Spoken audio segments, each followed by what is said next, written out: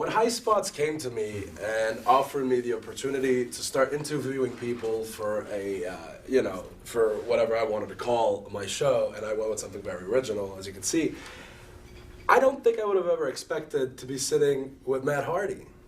But I don't think I would have ever expected to wrestle Matt Hardy or to work with Matt Hardy in any sort of, in wrestling at any point in my career.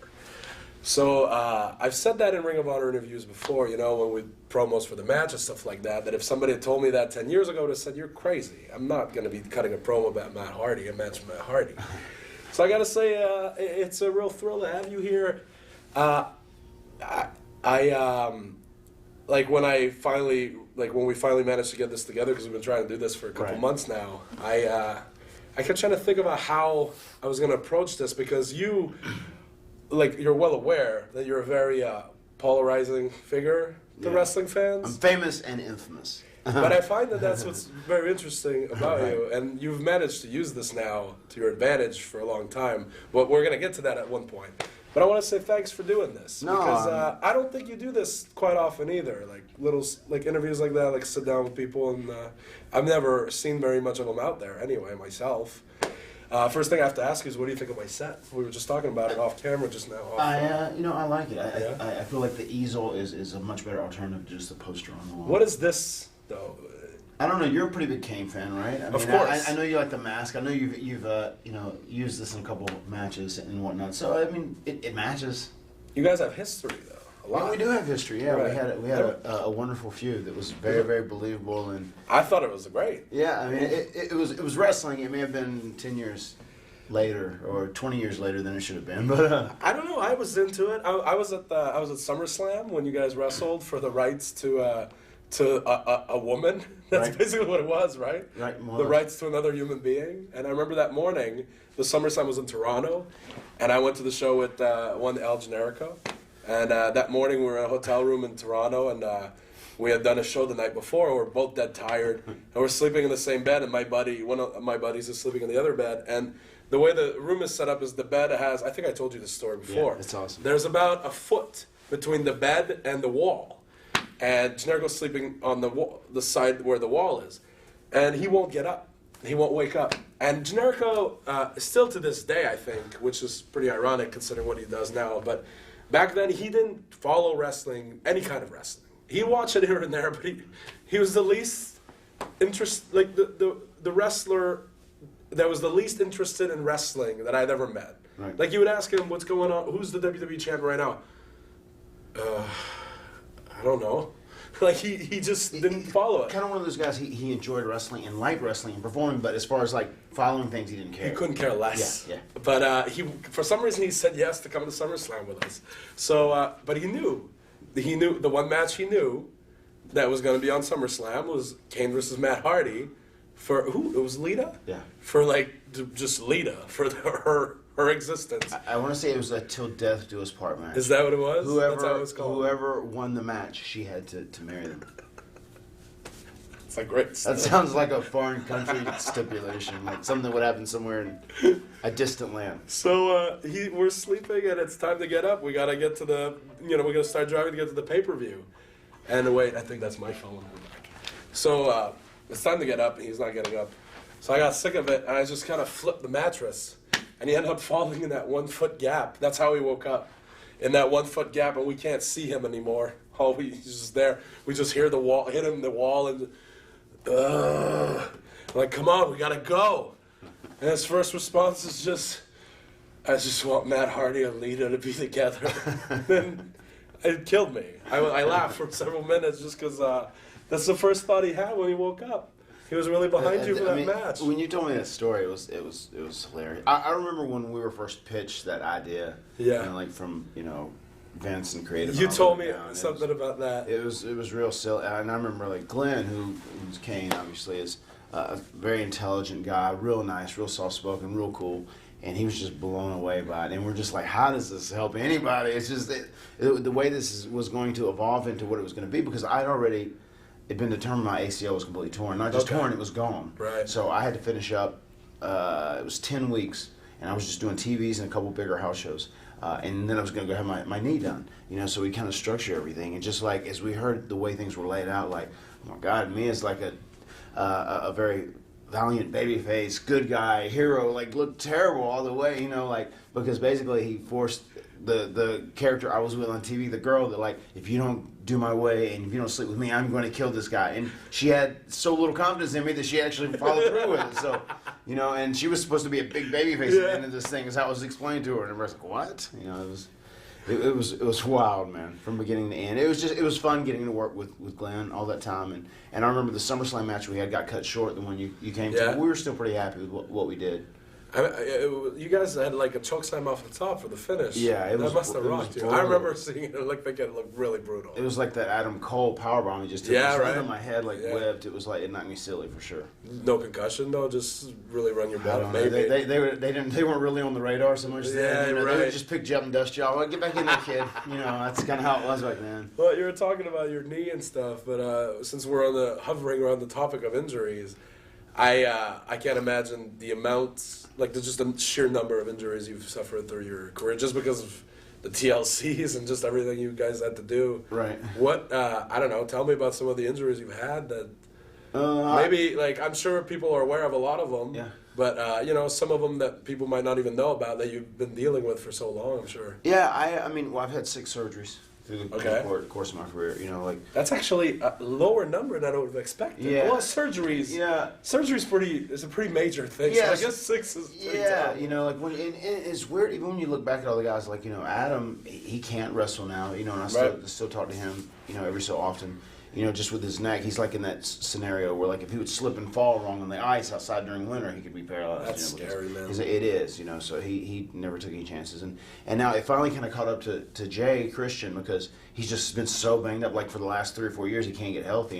And I think I went through that period earlier, and it's just, I feel like when you work so much, working one day a week, I just feel like, oh my God, this is glorious. I feel like I could do this forever. Right. Once you're doing that 4 or 5 days a week, and then you're doing it for 10 or 12 years, and especially when you work a hard style, which you know what it's like, because you wrestle that style. But, we did that for all those years going forward every night, and it just feels like you dig a hole, and you go deeper and deeper in your body until, you just can't move, until you're froze. And, man, it's that mentality that got people into trouble, over, so many years in the past, and the mentality is starting to change more in WWE now, where they're forcing guys to sit out, as opposed to saying, if you don't go and get in the ring and work hard, you're a pussy, because that was the mentality for the longest time. That's how we came up in the beginning.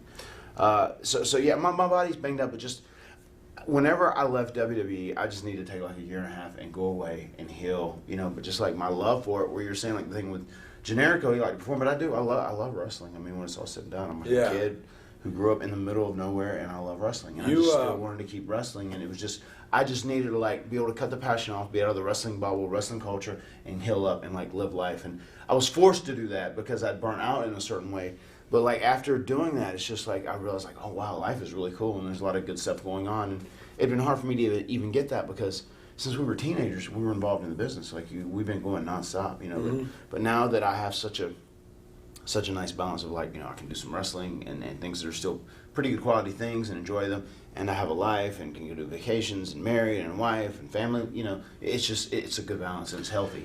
Do you think I was going to say that, do you think it's obviously anybody can guess that being obsessed about particularly one thing, for wrestling for example, can't be, you don't realize it at the time, but it is unhealthy to just be focused on one thing. Very but much. Do you think that's also necessary in order to succeed?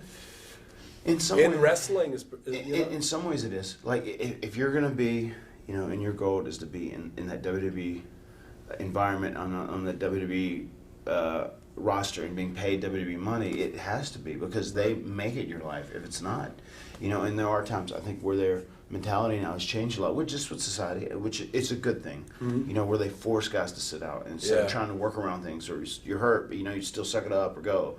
When we first started, it was just if you were hurt and you didn't work, literally guys would just ridicule you and call you a pussy. Really? And it was brutal. But that's how it was in the old days too. That's where those guys came from. But during that time, when we first started working in the late '90s in ECW and NWO and the Attitude Era, wrestling changed where it became more of a Ring of Honor style. And fans now demand a great in-ring product. You can't have two guys like Typhoon or Earthquake out there bouncing around and sitting on someone, and it's not going to get over. It's not going to work. You got to have like a great character, a good personality, but you have to deliver in the ring. And that's why they get so aggravated, like Daniel Bryan, just because he's over. Like, wrestling is going to change. You're not going to have these big lumbering guys that are going to go out there and get over now. You have to be able to deliver in the ring because the fans are so smart, information is so accessible. But yeah, there is a huge part of you that has to be like obsessed with it, and that's what they want. I mean, they're at WWE now, the people I talk to, and I mean, I'm sure you do as well, they really want people they feel like they can control, that feels like subservient to them, loyal to them, and we can't live without WWE. We have to be a part of this. Like, they don't want people that feel like they have freedom to do it. It's funny because I actually, I hear that from some people, not in those terms, obviously, but I heard like, it consumes you because if you're in developmental, you're every day, from 9 to 6, you're working in the ring, you're doing the strength and conditioning, especially now that they have the performance center, you're working out, you're doing promos, all this stuff, so it consumes you, whether you want it to or not. But he said, but you immerse yourself in it, and it becomes what you're, it's like now that's all I, like. It defines you. That's it, and it's like now that's all I think about. That's what my friends, like that's all I think about, and I love it, and I'm, it's really fulfilling because you're always trying to grow and find something that's going to work and it's going to make somebody go, oh, we got to put him on TV, which is what everybody wants. But I was also told by one person, I honestly, it's not because I don't want to say it here, I don't remember who said that, but somebody in that system told me that it's like they don't, when they're looking at somebody and they talk to somebody like, so what do you, what else do you do, besides wrestling? They want you to say, oh, I do this, or I have this, or I have a degree in this, or maybe, I'm very passionate about this, I play hockey, stuff like that. Because he said that, in his opinion, they don't want guys that are completely, they don't want to take a look at guys that are completely obsessed and immersed in wrestling, and that's all they have, and like, oh, I know I wanted to be a wrestler for like 20 years, that's all I want to do, there's nothing else, because they don't want to be responsible for possibly, let's say they take a look at somebody like that and they're not interested. They don't want to send a guy back home who will feel like he's a complete failure and his life is ruined. Do you think that's true? Do you think that once they hire somebody, they do want them to be completely, obviously dedicated to WWE, which makes sense because they're paying them for that. Sure. But do you think that might be true where, like, if they're taking a look at somebody, they don't, like, they want somebody to have other options kind of thing? They could, but like you said, once they get entered into the system and they become like a WWE employee, I know they want them to be WWE 100% of the time. And that's a possibility, but like, with that same thing being said, it's usually those guys, because you have people like Brock, for instance, and I got along great with Brock when I worked with him, and I like Brock. But when Brock never loved professional wrestling. Right. He was a great amateur wrestler. He's a freakish athlete. The most dangerous feeling person I've ever fought or wrestled with. No problem believing that. And he is. He was scary. It's sure. He's like the last person I would want to be in a real fight with. But anyway, like Brock was there, and they gave him this, and he was everything. They were gonna, make him the guy as much as they could make him the guy. But just between the traveling and the stress and like pressure and just the politics and whatever dealing with people in real life, like Brock hated it. And that's why he quit. He bought a plane. I read his book, and he says that in there. He bought a plane so he didn't have to travel with regular people or didn't have to talk to people. And I mean, I get that. Like my wife Rebby's like that. She would hate it. She'd be miserable. She hates it. Like when we're sitting down eating and people come, interrupt. I saw that firsthand. Remember at Chili's? Yeah. Because you guys were sitting and eating. Yeah. Like when you walked in, all the waiters and oh my God, Matt Hardy in there bothered you. And then another waitress was at our table and she's like, "Is that Matt Hardy over there?" We're like, yeah. And you guys had been there for like, I don't know, a half hour, and you had just gotten your food. She's like, "Oh, I don't want to bother him, but I'm a huge fan." And I told her, I'm like, I'll go talk to him. He's really cool. I'm sure it won't be a problem. And then you can come over. She's like, "Okay." And I just walked over to your table. I'm like, "Hey, so this waitress," and as soon as I said her, I was like, "Where is she? They keep bothering her." She's really like, she's standing. I'm like, "Oh my God, I'm sorry." Oh yeah, man. She's blunt. She's very protective she's loud. of you. Yeah, she is, and also she's also protective of her space. Like, yeah, much more than me because I'm very like. She's like, we even talk about this, like we get along real well, like as far as not being super private, as far as like social media. We both like, project ourselves in certain ways. We can have different ways that we do it, and we complement each other in some ways. Like sometimes, like I kind of slow her down or calm her down, and sometimes she kind of makes me a little more aggressive to how I should approach things because I kind of mosey, like just being in the South or whatever, and like she's obviously from New York Minute, from Queens, and that Latin red hot boiling blood. Quite a contrast. But it's one of those things, man. Like she will fire up, and she does not care what people say when it's all said and done. I still try, and I've got a lot more as I've grown in life. Like where I was like, hey, I can be cool to people, but I can't let people take advantage of me. I got to protect myself. She will stop that in a heartbeat. What I mean? Like, no, you're not allowed here. We're eating, doing this. Get away. And she will say it blunt. Where sometimes with me, I can tell if it's someone real innocent and they don't mean to come and like interrupt you. I just pose. We'll take a picture. And then they're gone. And like they leave happy and everybody's happy. It doesn't really take that much time out of my schedule. But she's like, no, that is unacceptable. Like she will jump on it. So I mean, I think there's a fine line there with anything. And even like the thing, we're going back to that WWE question. It's like there's a fine line. I think those guys, like Brock was awesome and they want to push him. But if you don't have that passion of really loving what you do, I don't think you're going to last in the big hall of things, because then eventually Brock left, and now because he was able to be successful at UFC, he came back and got the deal of a lifetime, which who wouldn't want that? Right. It's like the greatest thing ever, work 20 dates or whatever and make great money, and that's right up his alley, and the rest of the while he can stay back in, in Minnesota and on his farm or whatever. Right. But it's a weird deal, man. Like, I think WWE, and this is one of the things, like, WWE has blessed me with great TV time. I made so much money there where I could take care of myself for the rest of my life. And they made me a star. I mean, I owe everything I am to them, and there's no ifs, ands, or buts about it. But I just try and like approach things like from a realistic standpoint. Like I just think one of the biggest things with them is like, you can be like that, but like there's points of WWE with Office where there's like these bullshit politics. It's in wrestling everywhere. You know how they are. You deal with them in I almost lost my mind yesterday at Ring of Honor. Yeah. I was in a mini panic attack. I talked to you about it. Yeah. I mean, we had that conversation, but that's what I'm saying. It's like you can't if you want people to be loyal and like team players and support the troops, you can't have this political bullshit. You try to have to cut out this heat, like this stuff. Like, just tell me what you want. Like, one thing I stress myself on doing, and Shane Helms feels the same way. When we do a smaller Omega show, and these guys know, the hospital guys are there. Like, we'll go to the guys. Look, this is what we want. This is what we want to do. No, we don't want this. We're just trying to do this. Or you can be creative, play around with it. But like, I'm not gonna say something to someone kind of as a test, and then if they go to the ring and fuck up and then come back, now you get heat. Now we're not going to use you anymore. That's bullshit, man. That's a big issue with wrestling. You have to take better care of the guys, and if you want to be taken as a serious company, I think this across the board in any way, shape, or form. Like, I think wrestling has to grow, be more sophisticated storytelling, especially, I know you're a Breaking Bad fan, and, that Walking Dead, there's the parameters are, it's a zombie world, a Walking Dead universe, but they stick within those, and it makes sense. Wrestling has to do that, tell sophisticated stories, take care of the guys. When they're injured, you can pull them off, whatever. Make sure you support them, take care of them. Also, don't play head games with people, especially people who love this and are passionate. It fucks with them. It has to. And it messes them up, and it makes for a bad environment. And I know sometimes they want to say, like, well, we're here and we control these guys, so we have to make sure they know their place. That's fine. Just tell them, be straightforward with everyone. You don't have to make it difficult. Because that's one of those things, I think, what makes wrestling, like, hokey and not taken serious in many ways. Oh, there's, like, heat, or somebody gets in trouble because they don't pass this test. Come on, that's just, is that really where we want to be if we want the pro wrestling industry to be taken serious in 2013? I think that stuff is very passe and just old and out of style for sure. Yeah. We were talking about the style of wrestling earlier when we were mentioning your injuries and stuff. WWE's style has obviously changed. Like even the TLC matches that you guys were going through, and the TLC matches now. Like tonight's the TLC pay-per-view, and as far as I know, they only have one TLC match booked, which is Cena Orton. And when I get home, I'll watch it, but I'm not expecting anything crazy.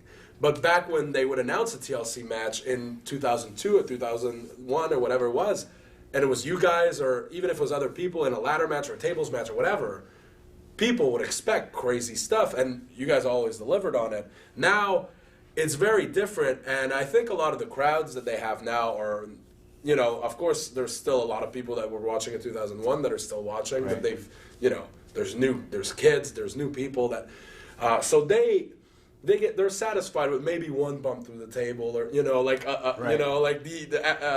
F you through the table will satisfy them. They don't necessarily need to see you like I remember you and Bubba with the stacked tables and the like the tape, you know, like this. That was like a crazy visual. I don't think I said, Bubba, if you go before me, I'm gonna die. So don't. Yeah. I trust you. Yeah. And you know, he was always, and I like Bubba. I just saw him at the House of Hardcore. But he was always the one, you know, of the 6 of us that we had to make sure to watch out. He didn't try and get his shit in, you know. Really? So it's one of those things like when we were both gonna crush it. It was seriously, we have to go through it at the same time. Hey, I'm gonna say this just now because you know Bubba Ray well. Yeah.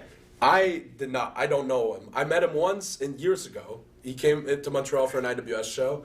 He was very nice, very nice. But I met him at Tommy's show. I saw him again, and I had the weirdest interaction with him ever. And I'm gonna say it here just because it's really funny, and it doesn't make anybody look bad or anything. But you can just tell me what you think since you know him. I'd love to. So I see him. We're gonna come back to what we were talking about, but while we brought up Bully Ray or whatever, you know, because of his style and the stuff he's been doing at TNA and my style, and you know, we're both bigger guys. Like I see tweets all the time where we're both tagged and like, oh, I'd love to see real Bully Ray versus Fightstein fight, and or like, oh, Bully Ray's so much better than Fightstein fight, or the opposite, like, oh, Fightstein fight, whatever. So I know he probably sees those too, right? And must think like, who the fuck is this Fightstein fight? So now I'm assuming maybe he's aware of who I am. I don't know. So we're at the show, and you know how it is. You gotta go shake hands with everybody, but I know I should. How are you, bro? Yeah, like, oh my God, I'm so, yeah. I love your work. Anyway, we get there, and I've been there for hours at this point. And he was a surprise on the show, so we got there a little later. But when I saw him, he was talking with all his friends. You know, like people he actually cares about a lot. Like he was talking to the TNA people and stuff like that. And I'm, you know, calling my match with Rhino, and I'm like, I see him, and I know I should go, but I don't want to interrupt him because he's talking to people for real. And I'm with Rhino. I'm like, whatever. So I didn't go shake his hands, which I don't know if he noticed or not. But later in the night, the show's over, people are leaving, and I go grab my bag, and he's in the locker room alone, and it's just me and him. So and he's on his phone. So I got my bag, and now he's there, and he's not busy. So I'm like, well, all right, I'll say bye, even though I know I didn't say hi in the first place. I'm like, all right, man, good to see you. And he looks up from his phone, and he shakes my hand, and like really hard. And then I feel him squeezing, so fuck it, I'm squeezing back, so we're like this. And he looks at me, I'm like, good luck, kid. I'm like, thanks. And then, without letting go, we're still he goes, I'm sure we'll get to stiff each other one day. And I go, sounds good. And then he lets go, and I walk out. I'm like, that was so fucking weird. That is awesome. And then I went back with my buddies, and I told them the story. And they were just like, oh, yeah, I hear he kind of likes to, like, intimidate people at first, you know? You think that's what he's trying to do? Definitely. And they're probably, he knows exactly who you are. You think so? I know he does. Okay. And I'm sure, too, because earlier that day, like, you know, Bubba, one thing I can say about Bubba, he was always very respectful of the guys ahead of him. So he's big on that respect thing. So I'm sure there was a part of it, even though he was busy, it bugged him. Here's the thing, I didn't mean it as a sign of disrespect. I didn't think he would have even noticed that I didn't go shake his hand because he got here late. He's talking to his buddies, he's talking to Terry Funk, and he's laughing. I'm like, am I gonna go like, excuse me, hi?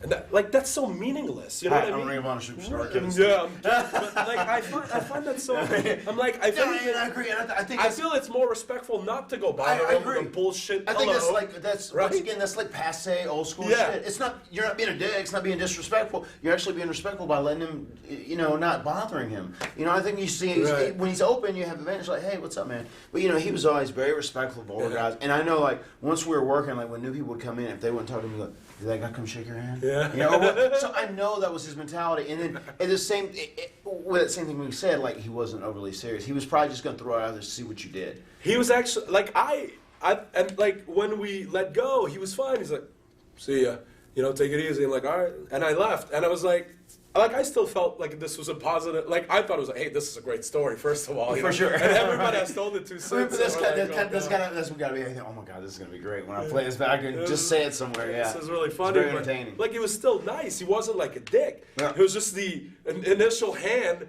I'm like, oh, and then I'm not confrontational. Like in real life, believe it or not, I don't fight. You know what I mean? Like I remember, like in high school, I almost got into one fist fight.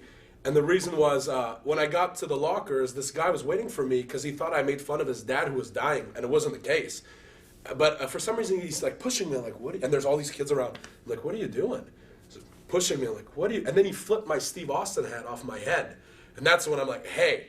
And then as I'm bending down to take it, he started just hitting my head, and he broke his hand on my head. So I won the fight, and I didn't throw a single punch. Wow. Not one. I don't want to do this. So when he shook my hand and he squeezed it, in my head I was like, what do I do? And then I'm like, I squeeze back, and then I'm just, his hands are huge. I know it, like, my tiny little fingers, nothing. Good luck, kid. I'm like, thanks. I didn't know what was going on. That's it was an awesome story. Anyway, so back to the injuries, and like, you guys would make sure Bubba would go through the table first, because then you would have eaten shit. It would have been awful. Right. But like those bumps, you could expect stuff like that back then. You can't really expect stuff like that now. Do you feel like that change was necessary? It's funny you said Stone Cold then. One of the first times we were on a flight, a charter going from Europe back to the States. Okay. One of those one-night only pay-per-views. And I remember we'd been doing stuff, and like the TLCs had kind of like already reached like a peak of like, they were crazy. I remember Steve was just saying, he said, oh, hell, kid, I'm a big fan of you, Hardy. You don't have to do this bullshit. He said, you got a good mind. I know you can work. He said, your brother, he said, he's not quite as geared to like telling a good story like you. He said, but we got to change this TLC shit. He said, it's out of control. It's too big. He said, you listen to any music? He said, Lauryn Hill? He said, our album, The Re-Education of Lauryn Hill? He said, what we got to do with these damn wrestling fans, the re-education of the wrestling fans, we got to gear back. And I totally saw what he was saying. And going forward, I think they did. They kind of geared back to where, like, we got over the Attitude Era, everything was so crazy, and the TLC matches were so extreme. You're like, if you don't get it, it's disappointing. And then, like, they took a time where they kind of geared back a little bit. Now, if you get a couple, like I said, a couple good tables or ladders, like, oh, okay, this is pretty cool, it was fun to watch or whatever. But if you would have done that right on the heels of the WrestleMania 16 triple threat ladder match, or the TLC or TLC 2, whatever, it'd been like, oh well, this was boring, compared to that. So it is like, I just really think you can have guys go out. You just have to be smart, and you can't do them. They had us doing them too often too. I think in a lot of ways, because after we did that first ever tag team ladder match, which was our idea, and we pitched, they were so excited about it. And the Dudleys were coming in, and I knew they did tables from ECW. You mean the match with Edge and Christian, and like you were the Gangrel? No Mercy. Yeah. That was mind blowing. I remember watching it, and I couldn't breathe. Like at one part, I used to record the pay-per-view on VHS, and I would record the whole thing. I stopped the tape and I watched it back immediately. I didn't even care what was after. Like just while we were hovering around that match. That match made you guys, right? Yeah, totally, absolutely, absolutely. That's where all four of you. Yeah, totally. That's where we really went from just being like wrestlers to like superstars. Like we were viewed as special in the fans' eyes. I gotta ask, just because of how things worked back then and all this stuff. I don't know if it still works like that, but in Ring of Honor too, or any company, like you'll have like, you can't do too much. Be careful not to do too much. This and that. Think of the main event. All that stuff. Was that and like they have agents in WWE, and I assume that was still the case back then. It was right. Nowhere near. Only a couple then. What did you get? Like, did they tell you guys like it's up whatever you guys want to do, or was it? Did you have boundaries, or? It was really cool because we pretty much had free reign. Okay. And Steve Austin, who was on top then, he was like, nobody's gonna touch me because I'm the guy. Yeah. So he never intervene. Right. Now even during my life, my career there, I saw it get worse and worse. Where how guys come, what are you guys doing? You can't do that. You can't do that. And then they would start cutting stuff out or trimming it. So we were lucky. We were just kind of given free reign. And I remember we did the deal where Jeff and I, we did a ton of ladder matches like in our Omega stuff, like me versus him more than anything else. And they had an idea because they really liked our matches, and they were trying to push us and make us. And Edge was already made. They wanted to make Christian in the process too. And they came up with this idea of doing like a best of 5 or 7. Right. And I think we said, well, what if we do different matches? And they kind of did a little bit of that, but it kind of changed through it too. Like there's one time we have a Tornado tag team match, which is, I love that match. They put it up on WWE.com a while back. It was really good. Yeah. A lot of fun. But anyway, we said, what if we do the blow-off match in a ladder match? Because Jeff and I did that, and like, Jay was up for it, and Adam was, and those guys had never done a ladder match, but they were totally geared for it, and it was right up their alley. And I remember we actually went to Stanford, and they never did this back in the day because they said we want to make sure these things are safe. And Shones was so good, we don't know if you guys can top that. Okay. So we want to let you guys come to the Stanford and work on it. And there was a snowstorm. Edge got snowed in. He never even made it, and it was me, Jeff, and Christian, and we put together probably 70% of that match right there on that date. Okay. And then we went out there and we had the match, and we came back, and it was just like. Even Steve was just like, all right. He said, well, I might as well not go on. The damn show's over right now. He says, can't follow that. Congratulations, boys. You got it tonight. He said, I'm saying that before even going out. Yeah. But it was like a huge honor to have that. So it was you guys were with Terry at that point, right? She was. Is that? Well, that was the deal. The winner got Terry. Okay, yeah, and that's it. And originally Edge and Christian were going to win that. Oh, okay. And it changed somewhere through the course of the turn, like the series of matches. Okay. And I think it was just because they felt like we needed it more. Okay. And I remember they were, and it may have been too that political heat stuff because with Terry they were already coming up with ideas to get rid of Terry when they won, and they got Terry because they didn't want to be with Terry. And us, Edge and Christian. Yeah. Like I remember, like Adam was like, I do not want to be with her. This is brutal. And then we were just like it didn't fit. We were like too. It was very odd. Yeah. Extremely odd. And I was just like, just roll with it. We'll just make the most out of it. And at that point I didn't care. I was real easy. Like. And as time goes on, sometimes you get more passionate. You have a little more input. Like it's really get frustrated and passionate. But back then, we were just happy to have a spot. I mean, that was, our dream to get in here and have this opportunity. So I don't care what we do. So what? I mean, it's great for me, man. Because I'll admit, I love hearing stuff like that. Because I used to watch. I was a huge fan. I still am. So Terry is in your corner now. Yeah. It does nothing for you. It's just odd looking, right? And what was so crazy was like Terry would come up. So I was thinking, like, I had this idea for like sometime to do the match. Is like we would put stuff together and we would never incorporate her. We'd just stand out there and do what we do. And she's like, what if we do this? Like, maybe you're in the ring and then one of the bad guys hits you and he pulls you out, and then I'll come in and I'll get down on all fours and Jeff can jump off my back and do that. And I go, I don't know if you can support him. Right. Or do this, or then we'll get shut down. But she was constantly. Did you guys ever do that spot, or did you ever? No. She may have popped up on the air, and she kept going to people and pitching that she wanted something to happen where she gigged, and we had this big sympathy for her, and we protected her and defended her like she was a motherly figure. But as you can see, it didn't last that long. Eventually. Yeah, and then was the thing with Michael Hayes after that. No, Michael was before that. It was before, right? Michael was first. When they put Michael with us, that's when we came out. We gave Michael got a bloodbath from the Brood. Right. The following week, he came and said, "No, I've got some revenge. I'm taking you to Bad Street." Lights went out. Jeff and I did it, and we had our hair down and dark or whatever. Then we got with Michael, and they were so happy with what we were doing, and the response on the road was so great. And we got bonuses for a month straight because we were having such great matches with Edge and Christian on the road. I remember we got $1,000 bonus every week. It was insane. We're like, oh my god, what are we doing? Shabby, yeah. And then it got to the point they said, okay, well, we're gonna put the titles on you guys, and the Acolytes were the champions of that time. And I remember Michael told us, this is great stuff right here.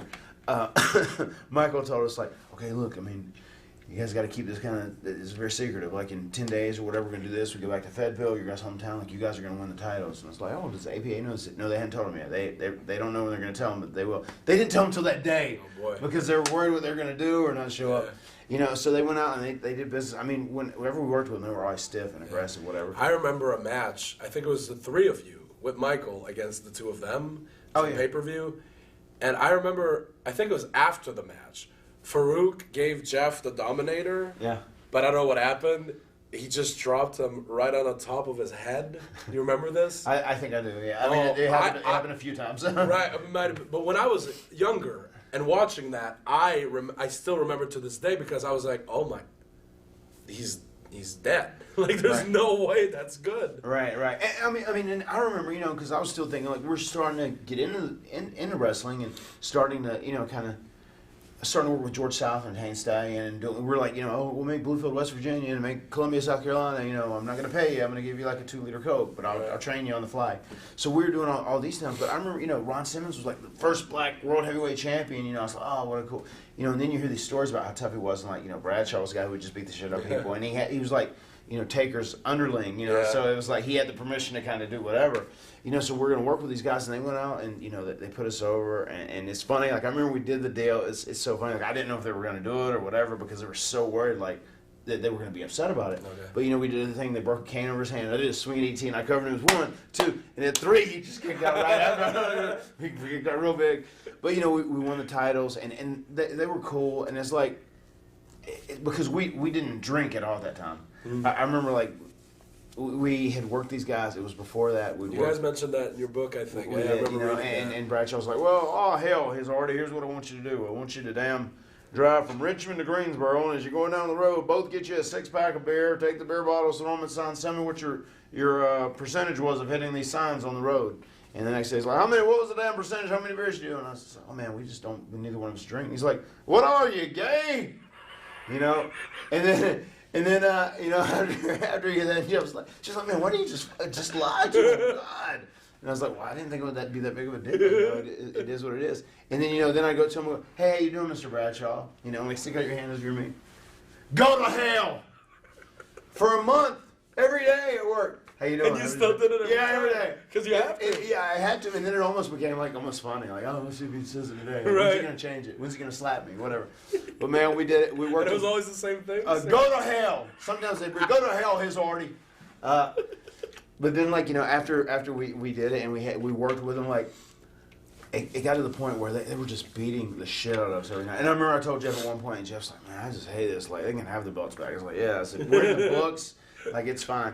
And then it got to a point where I was like, no, man, the hell with this, man. Like, I'm to my 7 point. I said, he's going to have to beat me up tonight, whatever. And I remember we were in the corner, and at one point I drew back and hit Bradshaw as hard as I could. And then drawing, the next one was, yeah. And it was just like, with that old mentality again, until you realize this guy's willing to fight back, take liberties with him or advantage. And then, and it was okay, after that. And that match you're talking about where it was those two guys versus Michael, I remember Ron said, damn, boys, I want you to know, it's going to be aggressive out there. When we tell you to get PS Freebird in, just get him in. Because that's who we got an issue with. We like you boys. You're good boys. Well, man, it looked like you might have had an issue with Jeff when he dropped him on the top of his head, but okay. I mean, Ron I can't imagine what he would have done to Michael Hayes. He would have just put him through the fucking ring. Watch, Michael had this back surgery. There's a point, I think, where he kicks him in the back in that match. Where you see, a lot of people... That was Bradshaw. Was it Bradshaw? It may have been Bradshaw. Anyway, I think I remember that. But a week out, they said, I'm going to snap him over and kick that motherfucker in the back. I mean, they had we were in Montreal one night, and when we were with Michael, he was like, all right, boys, if you want to stop and eat. I was there, for sure. I was in the crowd. If you were in Montreal, I was in the crowd. Well, absolutely. we were in Montreal, but it was that night at the hotel. Oh, okay. I drove from Ottawa, and it was this huge downpour rain. And Michael was like, oh my God, he says, I can't believe you made it. And he would still talk about it this day. He talked about it the last time I talked to him, maybe. But we made it to Montreal, and we got there, and Bradshaw and Farouk were there, and we were all in the room, and they'd been drinking. They were on well, what about this? Back in World Class when you fucked us out of this, and you did, and all these old issues were coming up, and I was like, it was about to be an incident. I was like, hey, brother, we weren't even born then, or whatever, we're not in this. And then I remember just after that incident, that's where we like you boys. Just make sure we have when you say we say team tag Michael, and you tag Michael in, and they were doing their deal. And man, I just saw Ron recently, and at Dave Hero show. What a great! God, Ron ended up being so great, and we just talked for 2 hours that night. They had a little catered meal back at the hotel, and it was cool. You don't always get to spend time and hang out and chat with people, but caught up, man. It was good to see him too. How long did it take for you guys to feel like you weren't just kids to all the other guys? You know what I mean? I remember just me, and I was never in WWE obviously, but just on the indies, I remember the first time I wrestled Christopher Daniels. I literally remember this. I picked him up at the airport because they were bringing him in to wrestle me in Quebec City. It was in 2004. I picked him up at the airport, and then as I'm driving, and he's tired, I just started telling him ideas for the match. Hey, so I think we could do this and that and this. And he's like, when we get to the building? I'm like, okay. Then we went to eat, and I brought him to a gym, and I'm like, he's working out, and I'm just kind of walking around the machines because I have no idea what to do back then. And then I remember when I showed up my wrestling gear, which... This is the exact same wrestling gear I wear today, but back then I guess he looked at me up and down, and I wasn't smart enough back then to realize, but I remember him looking at me up and down and going, all right, and in my head I was like, I didn't know what that meant. Now I know that he was looking at me and thinking this is just some idiot kid, you know what I mean? And it took a while for me to realize that at one point now I feel like must have been 2009, where I felt now I feel like when I wrestle guys like that, they don't think they're wrestling an idiot kid. You know what I mean? How long did it take for you to feel like, oh, these guys think like they know we can? You know what I mean? Yeah, totally. I think they knew it in ring, and we felt comfortable with it probably once we got with Michael and we started getting our. And Michael, man, he taught myself and Jeff more than anybody else. I mean, he really helped me as a performer to start connecting the dots. Because I mean, he would just make such great points that were very blunt. Like he said, he says, well, you know, if I'm sitting in the crowd, you know, I'm just some regular, you know, mom and pop, regular family man. And I'm sitting here, these damn Hardy Boys are pretty motherfuckers. You know, they sit here, they can flip and fly and do all these cool flips and cool spots. But can they really whoop someone's ass? That's what I'd want to know. He said, he said, do that little move where you get on all fours and Jeff does that gorgeous acrobatic kick into the corner. He said, how about Matt gets nasty and rips his fucking head off and then punches him in the face over and over? And, you know, the more he said things like this, it translates, you know, like even if you're watching, once again, ROH kind of gets categorizes this. If you're watching a match where two guys are striking and there's a lot of flips and back and forth and not a slowed down selling and reacting and stuff, you know, that, that's a dream for a smart fan who gets wrestling and like, oh my God, like this spot, it's what a great athletic move. Yeah. It's so exciting because, this and reaction. But like, you go somewhere deep in Alabama in the middle of the woods, you have a family and two children where, you know, they know like they've been slapped by their dad, you know, right, or something, you know, and they know that hurts, so they react to that, or like a blow or a knockout. Because flips to them are like bullshit circus acts. Yeah, exactly. Yeah. You know, I've heard that exact phrase. And that's what they can relate to. I mean, I know that too growing up where I grew up because I just a bunch of old. I remember two guys got drunk one time over at a friend's barbecue and got into a fight, and it was like brutal, but it was like. You get that. It's very. People can comprehend that. They might not be able to comprehend how a 450 would land. You know, you hit a 450 and hurt someone, and that knocks them out, and you win because they can never do that realistically. They're not an athlete, but this is very human, man. You know what I mean? Like to fight. Everybody's gotten punched in the face. Yeah, everyone has. I mean, people can understand that. They can relate. Nobody's to like, oh man, I got to fight this guy. He backflipped, DDT'd me so hard. You know? Right. Oh my God, it was so terrible. They need to lock him up. But man, like. I think that is what, and what Michael stressed, and what I really came across to me at that point was like people in the front row, they might understand like you're a great athlete, you can do a flip, or you can be a graceful performer, or you can do every wrestling move underneath the belt. But if they don't think you can really fight and whip someone's ass, if you're not tough, they won't buy you. They won't make you credible. And that it works on all levels. They have to believe.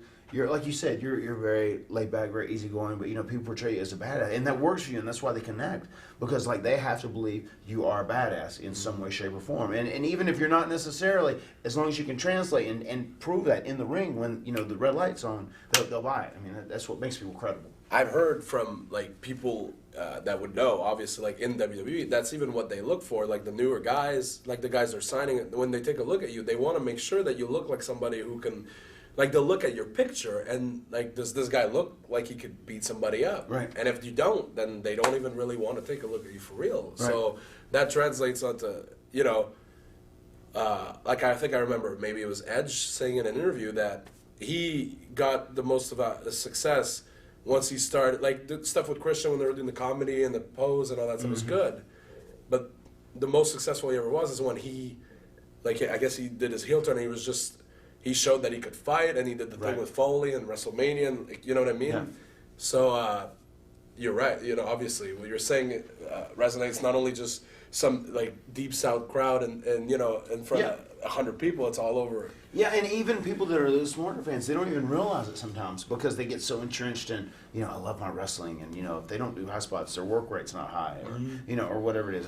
There might not be a 5-star match, you know, it's only a star and 3/4, whatever. Right. You know, but that has to be in there for them to truly believe that because there are times where if you see guys out there doing so much stuff back to back, they're just like two robots. Yeah. That are kind of doing ballet. Of course. You know, as opposed to like an emotional, like, oh my God, that hurt, you know. Yeah. I mean, like you said, a slap or punch is something that anyone can relate to because they've probably experienced it at some point in their life. So let's go back again to the style of wrestling because obviously the TLCs have changed, but I remember back in 2001, or 2002, whatever, I remember The Rock, like, giving Chris Benoit, like, a German suplex on the top of his head. And they were doing that stuff weekly at that point. Yeah. Like, even just the simple wrestling has changed. Like, you know, because of all the neck injuries that were happening, and now, like, very big on the concussions. Obviously, like, when Austin said we have to re-educate the fans to the TLC, was there like a bit of a movement to re-educate fans to just the regular wrestling as well? Yeah, that's actually what he meant, right? re-educate because like Attitude was just like everything, like you said, high spot, a stunt, spectacle, it was just all the time. Like, had to re-educate the fans to just better storytelling because once again, people aren't machines; they're human beings. And like you can go out and once a month, like act like a machine if you have a week to recuperate or 2 weeks to recuperate. But like once you're doing 9 after night, when we first started, it was 10 days on and like 4 days off. 10 days on, 4 days off. You can't.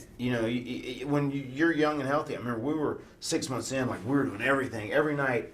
Jeff and I would do. There was these 2 flips we would do. We both dive to the floor on 2 cool off the top turnbuckles, and then we do that leg drop splash at the end. And it was that hard ass ring that they used to have back in the day before they changed it. Yeah. And man, like I remember we did that. 10 nights on, 4 nights off, and we did that for about 6 months. And towards the end, we're like, we're not gonna be able to fucking walk in a year. Mm-hmm. Like we were both in so much pain, we got to change things a little. And we still did a lot of stuff, but tweaked a little bit. And then they also changed the rings, which helped out a lot. But like. For instance, my issues, like, I rarely ever do the leg drop now just because, like, I got so fucked up from doing it so many times. Like, for months, I couldn't walk right after I did that leg drop off the cage. It was brutal. For sure. I was already injured so bad. And, like, in 2012, I had 3 different laser surgeries to kind of break up bone chips and bone spurs where they heat you up and they burn stuff in there. And I'm trying to do some of this DDP yoga. And it's funny, I feel like one of these old guys, like DDP, trying to do this stuff. But I just trying to maintain my body and be as healthy as I can to still get the most out of what I can do or what I have left. Yeah, but out of all the guys that are wrestling, like that may have done WWE for a long time and now are on the indies, there's a lot of them at this point. But you're probably the healthiest I can think of. Like I've actually saw Hardcore Holly recently and he's pretty healthy too. Yeah. But like I've seen a lot of those guys that didn't do the stuff you did for years and they have a hard time.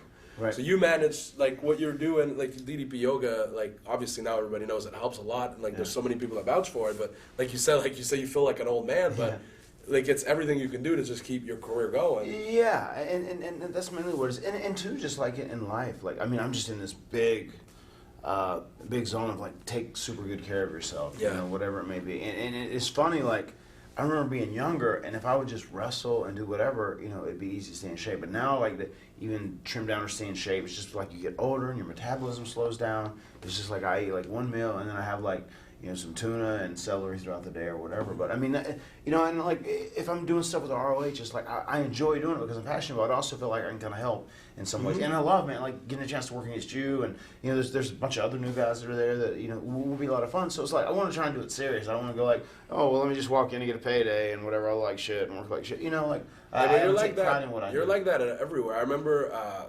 We had met, but I think we had worked together, remember, in the PWX in North Carolina back, it was last year. And then a couple months later, I saw you at 2CW, and you wrestled Eddie Edwards. Oh, yeah. I remember, I was watching that match from the merch table. Walked in and went straight to the ring. Yeah, right, you got there late. That match, Eddie's obviously great. Yeah. Like, I feel he's one of the most underrated guys, and people know he's great, but I still feel he's underrated. Right. But you guys had such a good match that, like, I remember tweeting during it, like, holy shit, like, this is amazing.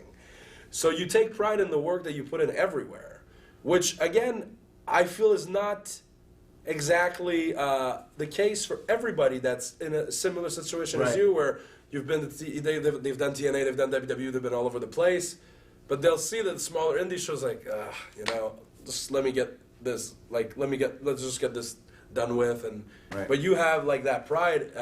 Do you feel like that? Like, obviously that comes from the passion you have from wrestling, for wrestling and just the love, but do you feel that maybe those guys not necessarily, and I can't even name names just because, who am I to say that maybe they're not like that? Maybe that's not what they think. It seems like that's the vibe I get from them, but maybe they're hurt, or maybe there's other stuff going on, or maybe that's just the way they were for their whole career about wrestling, because maybe they don't have the passion that you had, but do you feel like that time, you talked about taking a year off or away from things. Right. Do you feel like maybe they didn't get that and that's why they're maybe burnt out? Like, do you think the guys that are in WWE or TNA and do it on a larger stage in front of, in the TV environment of the TV shows and the pay-per-views and all that stuff, do you feel like it burns you out? Obviously, you guys work more, so it must, than the guys that work every weekend. But do you feel it's almost impossible not to get burned out on it? No matter how much you love it? No, it depends. I mean, I think a lot of it is just like pressure and stress and injury. I mean, you do get burned out, no doubt. But I think what you're saying, some guys, when it doesn't translate over, I mean, some guys just don't take pride in performing or wrestling like I do. That's certainly what it seems to me. Like, to me, I feel like it's a sacred thing. Like, you know, and I've said this a million times, like Jeff and I, just like you and Generico, we grew up huge fans, and it was our dream. If we were the WWE Tag Team Champions one time, then we've accomplished everything we ever wanted. Yeah. So in theory, everything past that was extra credit. Right. You know, and we did all right. And not everyone's like that. Some guys have been, oh, I like this wrestling, I can do pretty good, whatever. And, you know, they just go, oh, well, I'm going to CW. I'm wrestling this guy, Eddie Edwards. You know, whatever. This is my finish. We'll fight around for 5 minutes, and I'll hit my finish. I just want to get my payday and get back home, you know, because I have a name somewhere. I can still go out and make some money. And I say, fuck that. Like, if I'm going to do it, I'm going to try and do it as best as I can. I'm going to do it right. I'm not going to be dumb and take dumb chances and hurt myself, you know, like as a professional wrestler and as a human being. I'm going to try and take care of my body, but like I'm going to take pride in what I do, especially with a storytelling aspect. And it's kind of a cruel business in some ways. Like when you're young and healthy, you feel like you can do anything. So it's just like you go crazy. And then like once you start getting hurt and beat up and you've had some surgeries and you're limited in some ways physically, then you're forced to be a better thinker. And that's what's funny. It's like, oh, you become a great thinker and a better worker. Like once your body's all fucked up and you can't do everything else. What a cruel joke it is. You know, it'd be great if you could have both at the same time. If you could like be a real good storyteller and creative thinker and have the athleticism to do the 630 or whatever, you know, whatever it is. If you need to. Another thing also is you'll go to indie shows and you'll put over people. And that's I've experienced somebody saying I can't put you over, like at a show. So, like a guy coming out of WWE. So, like that's in my opinion is pretty admirable of you. Where do you think that comes from? Like the guy is gonna say, "Oh, I don't want to put you over," or not. I don't know. Like I don't think it was anything personal. I think it was just a thing where the person, and I don't want to name his name because he's cool. And after the match, I think. Once we did the match, he came up to me and he's like, hey, it's like, I really like that match. And I think he was surprised. I think he expected very little of me. So I think He was. Right. So I think he was surprised pleasantly. And I think if we had another match now, I think he would put me over. Totally. And it's just, you know, when you went back and you said how it flipped a switch with you with Christopher Daniels, when you just looked at it, it's like, oh, it's just some stupid kid. Yeah. You know? And you take a while for people to know that. You're like kind of train that, like even, you know, once you go through that WWE system, whatever, and then you learn to become like, you know, I have to take care of myself. And especially if you're on your own world, like I have to take care of myself. And I mean, I'll do the same. I want to know like the quality of opponent I'm in, but like I'm on top of things. Like if I know I'm wrestling someone down the line, like I'll, you know, YouTube and see what's going on or try and get some history. And, you know, some people who don't follow the business as much you do, as the guy as you're talking about, I'm sure he was aware of who he was, but he didn't really have any idea. Like, is this guy terrible? Not just that, but I also think I may tend to rub people the wrong way because if they, you know, like, let's say I'll do a promo for the match. Right. I'm a pretty snarky, you know, I'm kind of a bit of an asshole for the promos, but I feel like it's all good and it's all fun. And once I meet the guy, he'll see that I'm not a douchebag. Right. But I'm sure it rubs people the wrong way. You know what I mean? And I remember doing a promo for him that he probably watched and thought, this guy's a fucking dick. You know what I mean? I think, really, man, I just think, you know, this whole scenario you're talking about, it's just a lot of guys, when guys have been on TV, and you know, it's kind of like, it's self-survival in a lot of ways when you're out there, and you just have to try and make good decisions, and you're kind of trained to do that, like in that bigger system. And it's just not knowing, and two, once again, you know, using the person you're talking about, like, I just know he's not a huge follower of the business in all ways, and it's kind of new to him. And you know, he was kind of like asking me for things like, what do you think I should do here? How should I approach this? Blah, blah, blah. You know, he's just kind of finding his way.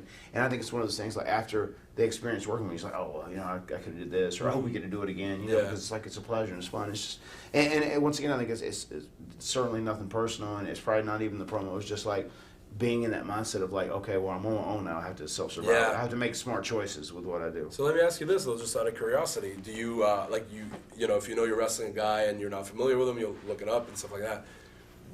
do you think there would ever be a situation where you might say, "Oh no, I can't put that guy over"? Or I have. You have, eh? I did. I mean, Shane and I recently had a show where we worked with these two guys, and they have like this one big show every year. And I did the show the year before with Lodi, I think, and I did a show and it was two guys that were local guys.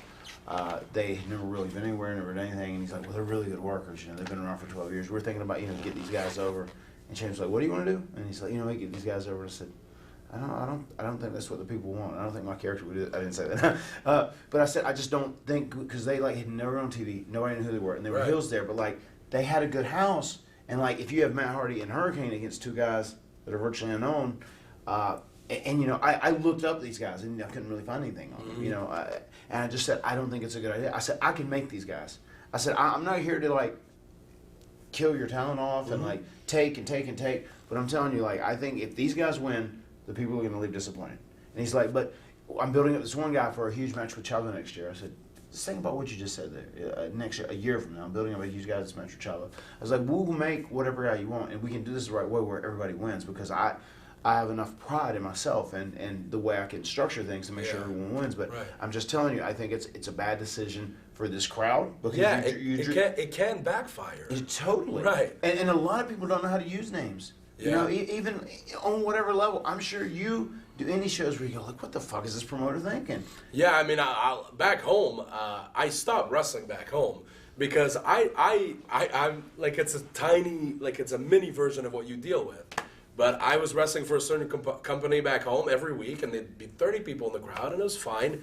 And they had me put guys over. But back home, even though there's 30 people, so I'm clearly not drawing more people. I'm there or not, there's still 30 people. Right. But there's still, when I come out, there is, it's obvious that people know, oh, that's the guy who wrestles all over the world against the dude who only wrestles here. Right. And I've put one or two over, and then the third week I go and they're like, okay, so he's going to, I'm like, I can't do that. He's like, why? I'm like, you shouldn't. You shouldn't. I was even telling him, hey, you bring me every week and I'm losing every week. You got to stop bringing me, or you got to start, because it's stupid. It's dumb. Right. And all they're doing is shooting themselves in the foot. And the worst part is every time I'd lose, those first two times, the crowd didn't react positively, even though they were the guy would act like it was a huge win and everything. To the crowd, it was like, oh. And a lot of people are smart now. They're like, oh. Why did they make Steen? It's not like, I can't believe that guy beat him. It's like, why did they make Steen lose? What I mean? That's what you have to think about, too. Yeah. And it's just like, I was telling, this guy with this show, once again, he's a good guy. He just didn't get it all the way. And it's like, typically he has shows, he draws 100 people. Uh-huh. He had a show, myself and Shane and somebody else, a legend was on it. And, he has 1,200 people. Uh-huh. And he never has that, Right. And there's a reason here, and these people came to see us, let us do our stuff, we can make your guys. They will seem like bigger stars because they can hang with us. Of course. In the ring. Yeah. And that's what promoters don't understand. A good promoter knows that you can bring a name in that has TV, that has a cult following. Kevin Steen's a great instance. You can bring him in and bring your local champion guy, and if that guy hangs with you, then he's elevated. And oh my God, this guy's the former Ring of Honor champion. He's one of the most over guys there is. Right? But this guy hung with him, so he's fucking good. And even I think it's insulting to ask someone to come in to do something that's a bad decision, especially if you're going to draw a good house or do this.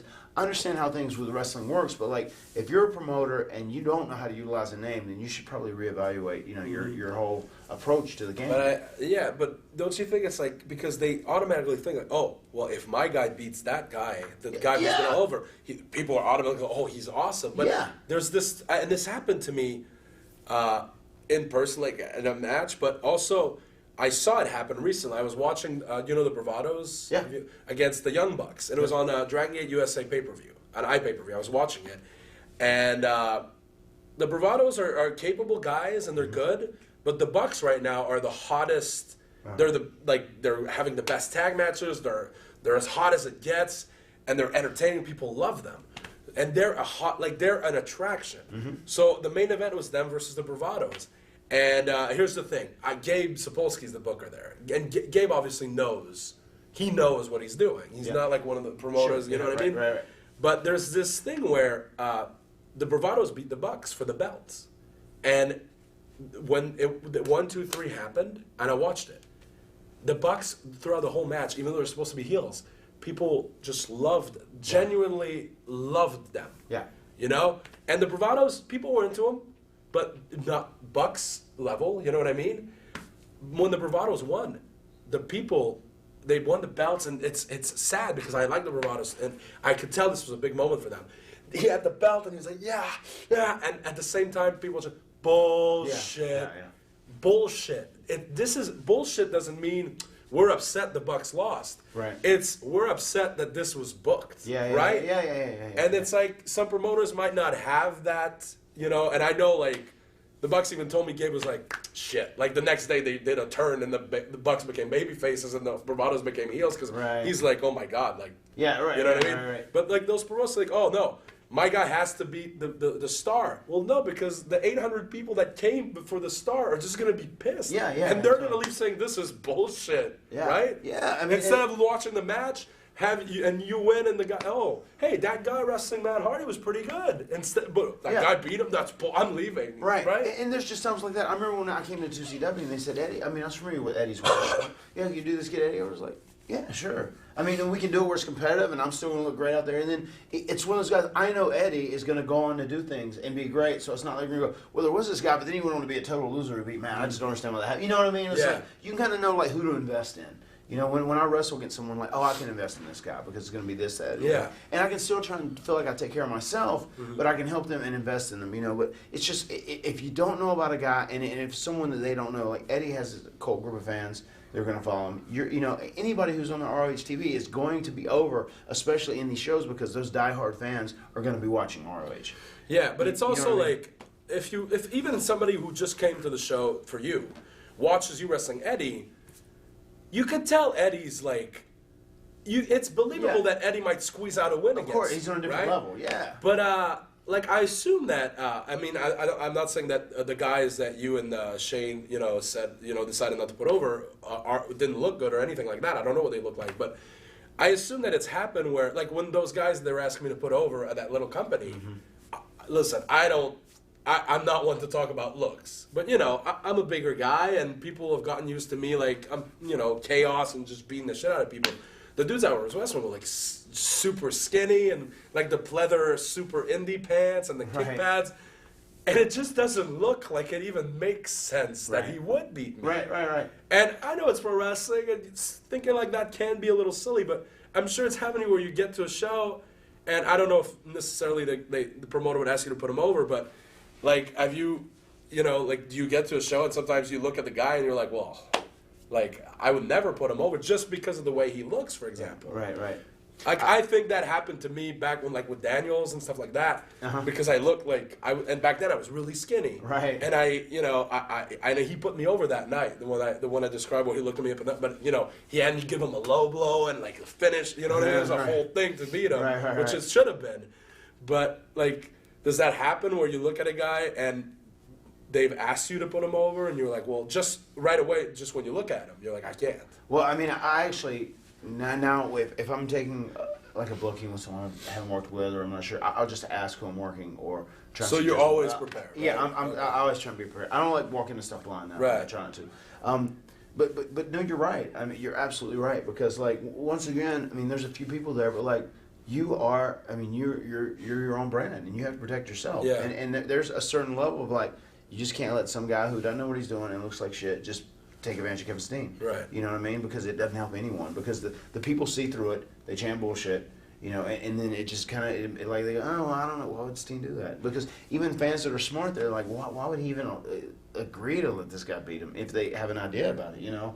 And it's just, when we were at that show, those guys ended up getting more heat at the end by losing to us and looking good and losing effort. Because, I mean, the way they wrestled, too, was like you took two guys from the 1980s and, like, zapped them into 2012, you know? So it's just one of those things about being smart. And people in the wrestling business, they don't really even understand, like, you know, the kind of the things that go on when you're a true independent contractor, not an independent contractor that works for WWE that, you know, they're barking down your throat and giving you every order and every command, you know, but, like, just the kind of the different scenarios you deal with because there's so many gimmicks out there, you know, like, and once again, I'm lucky, you know, because I have blessed with all that great TV and, you know, like, I was on television for so long, so, you know, I kind of get to pick and choose a lot more. I mean, guys like you especially, when you're out working, making a living off of this, and you never know what you're walking into. I have a little bit of a better idea.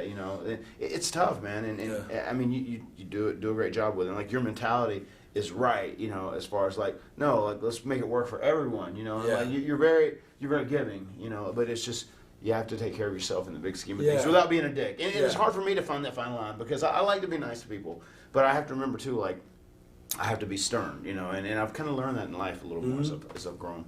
Because of Rebbe, maybe a little bit. That's part of it, yeah. Just to ask about her, like, she seems like a girl that WWE would hire right away. You know what I mean?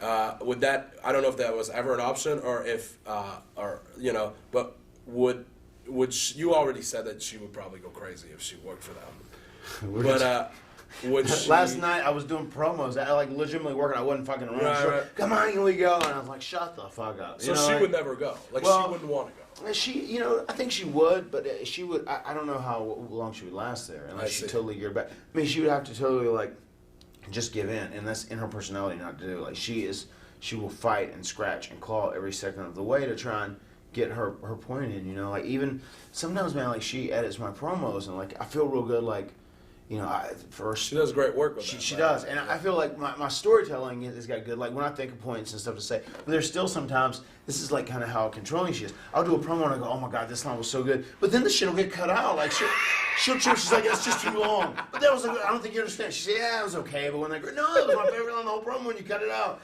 She'll start editing on it. She'll work. She don't even want me to watch it or oversee her work. It's so funny like that, And I appreciate it, and I don't complain. I kind of got to that point, like, okay, I'm going to give you this, and I'm going to let you work your magic. Whatever you think's good, stay. And she does. She's really good at being on the pulse of, like, what is good and what catches people's eye, and when to, like, go tight on my face on something I'll punch or whatever, Yeah, it's great. She dresses them up pretty amazing. People are taking notice of those promos, too. I guess the first one you did like that was really... that blew up was the one with the bully, right? Yeah. And since then, you've done a couple, and people are really taking notice. Like, even see on Twitter, that bully one, which was about me, still comes up, and it was months ago. Yeah. Like, people are still like, oh my god, you have to see this Matt Hardy promo. Yeah. It's insane how well received it was. And I can't believe that had never been done in wrestling, because we were talking about it. Because the whole thing stemmed from whenever we did the deal where, you remember when we were talking about how to handle this? Because I was trying to, like, think about, like, with Ring of Honor to be a heel, like, everyone's trying to be tough, like, you're going to get beat up the guy, whatever, but, like, like, when you say, yeah, I can get with everything except this motherfucker, I was like, what if I just feel like I really want to be your friends? It hurt me. Yeah. It is, it's kind of like, what a pussy, especially from those fans, and it hurt me, and then, as I started using, like, just describe, like, oh, he was a bully to me, I really wanted to, get along with him, I really wanted to be his friend, because I really liked him, and it hurt me. And I was like, God, what can I do? And I was like, there's bullying videos. Yeah. And I was like, oh, I hope no one's done it in wrestling. And I'm starting to Google search and stuff. And then I came across the one, Tosh did one on Tosh.0. Okay. And I remember seeing it, I was like, oh, that was really funny. I said, I can totally do that. And that's kind of where it all came to be. And that was her idea to actually do the music with the piano. And she did it on her... She played it. That's crazy. Herself, So everything that was done in it, I wrote out all the things. She actually wrote it with her handwriting because it's better than mine. Right. And then, like, we did it in 2 takes. And then she just pieced it together. We did 2 different versions so I could do different facial expressions. And she went with version 2, I think. Okay. And then she did the music and put it together. Wait a minute. She didn't go with version 1? She didn't go with version 1, yeah. Does she not know who she's married to? Upgrade. Let's talk about that a little bit, the Ring of Honor thing, when I called you a motherfucker, and the whole, I feel like that was rushed, like our thing, right? Very much so. It had so much room, and we needed a match in New York City, and it didn't happen, and I mean, it didn't happen for various reasons, I assume. They were never explained to me, but I felt like that was a huge ball drop. Like, I remember, you already said, like, what if I'm just, genuinely upset? And that was the line. Remember, we went up and we were saying, like, they were like, you can't swear. I was like, please let me say motherfucker. And you were in the room like, oh, that's all it needs is except this motherfucker. Yeah. Oh my god. I don't know if have you seen it since, like, the actual footage of it? I saw it. It was on the TV show, and I'll always remember when I went. Steve Corino, scum. I can get behind all the guys, even Red Titus for some reason, because I like Red, but I always like to kind of just. Yeah. And I'm like, except this motherfucker. I remember seeing it happen behind your back, because you can see, when I said this motherfucker, people stood up like like I just won the belt, or like, yes! They were so... Oh, shit! No, that's the thing. It wasn't even like, oh, he told... It was just like just victory! Yeah, you know what I mean? yeah. And I was like, man, we have to do this in New York. And we did it. We did it in Baltimore, which was, God, I don't know, 10% of what it could have been in New York, right? Yeah, New York.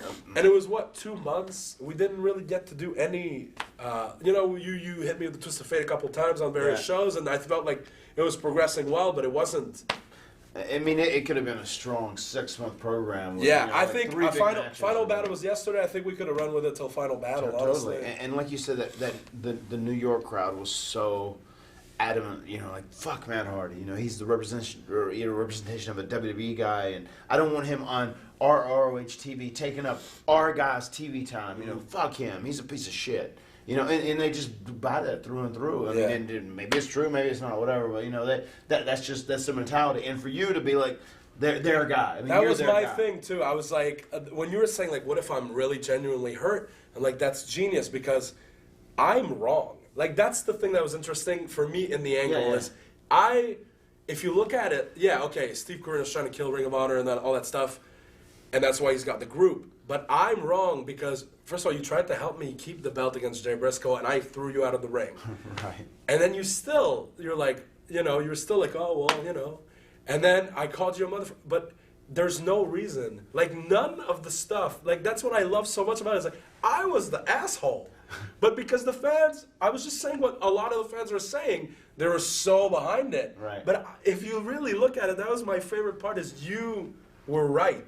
Like, you were the one who, you were just like, I didn't do anything. I like you. Yeah, but that's what I really like. That's why I wish we could have ran with it, because I think we could have done so much with it. Totally, yeah. But let's talk about there's a lot of people that are really negative about you. And you know this, you're aware, obviously. Sure.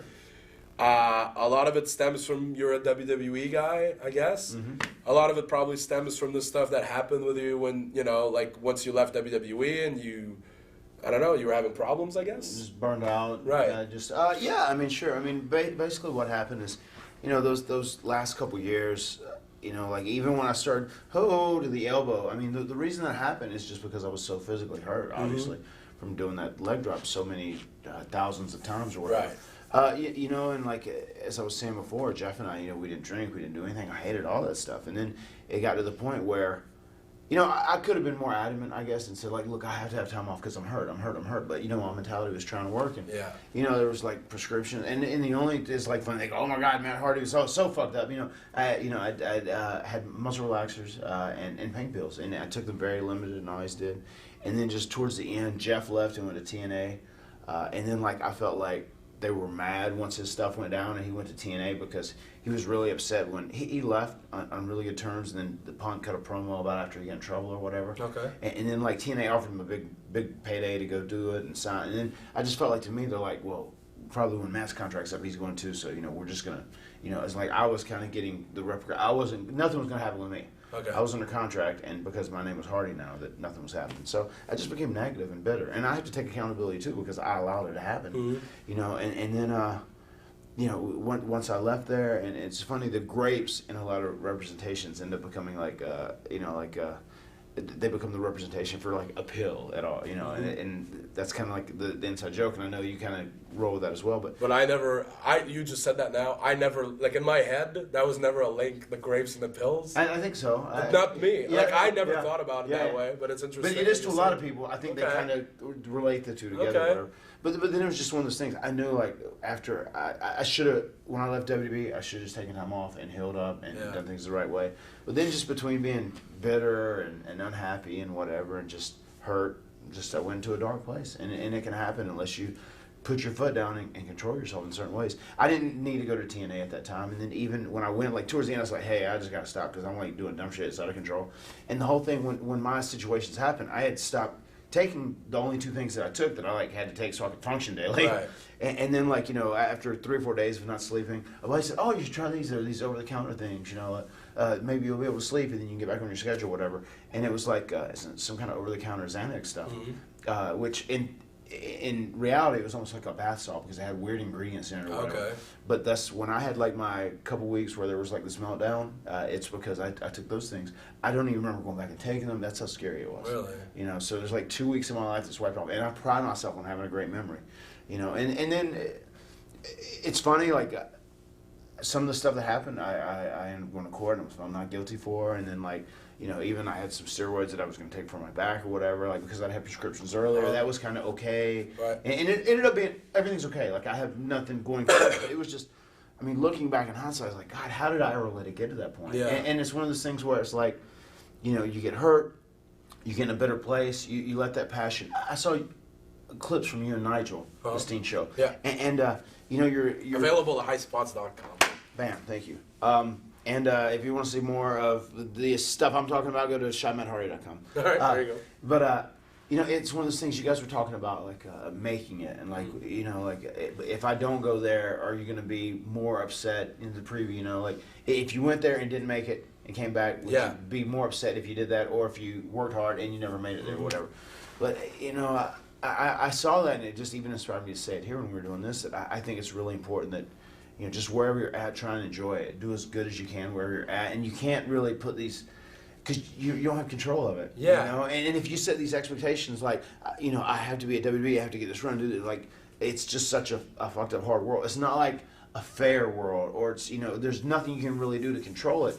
And if you get your heart set on something so much, sometimes, you know, it just doesn't happen. And I think even with me, like, I wanted to be loyal to WWE and be there forever. Then Jeff left, and I felt like I was being fucked with, and I'm hurt, and it's just frustrating, just things spiral kind of out of control, you know. And then finally looking back in hindsight, I go, wow, how did I ever let it get to that? Like, I had to stop at somewhere before, and I'm a lot more good about putting my foot down and taking charge of things. And now, you know, just after you get past the physical things of, like, you know, man, once you do start taking those things, it's a huge trick, because like once you come off, you feel much worse. You know, like if your back's tight, you know, loosens up so you can work. Right. Like once you stop taking that stuff, it's like terrible for a long amount of time. But anyway, I mean, all I can do now is chalk that up to a lesson learned. It was dumb shit. I'm accountable.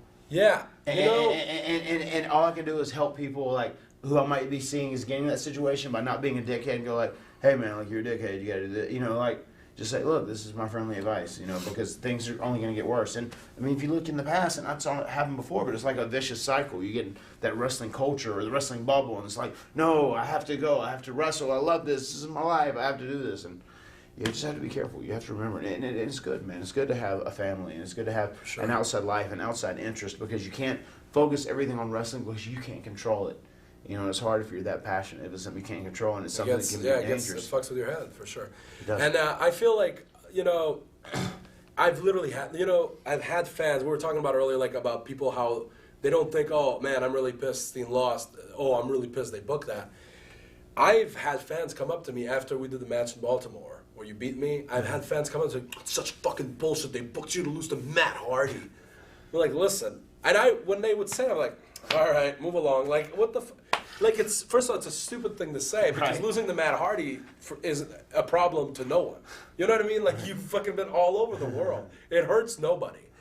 But I feel like that's just a part of, like, you know, some fans are just so angry with you because of that period. Sure, yeah. And I'll even admit, like, I remember I would watch those videos, like, with the grapes, or when you tased Revy, remember that?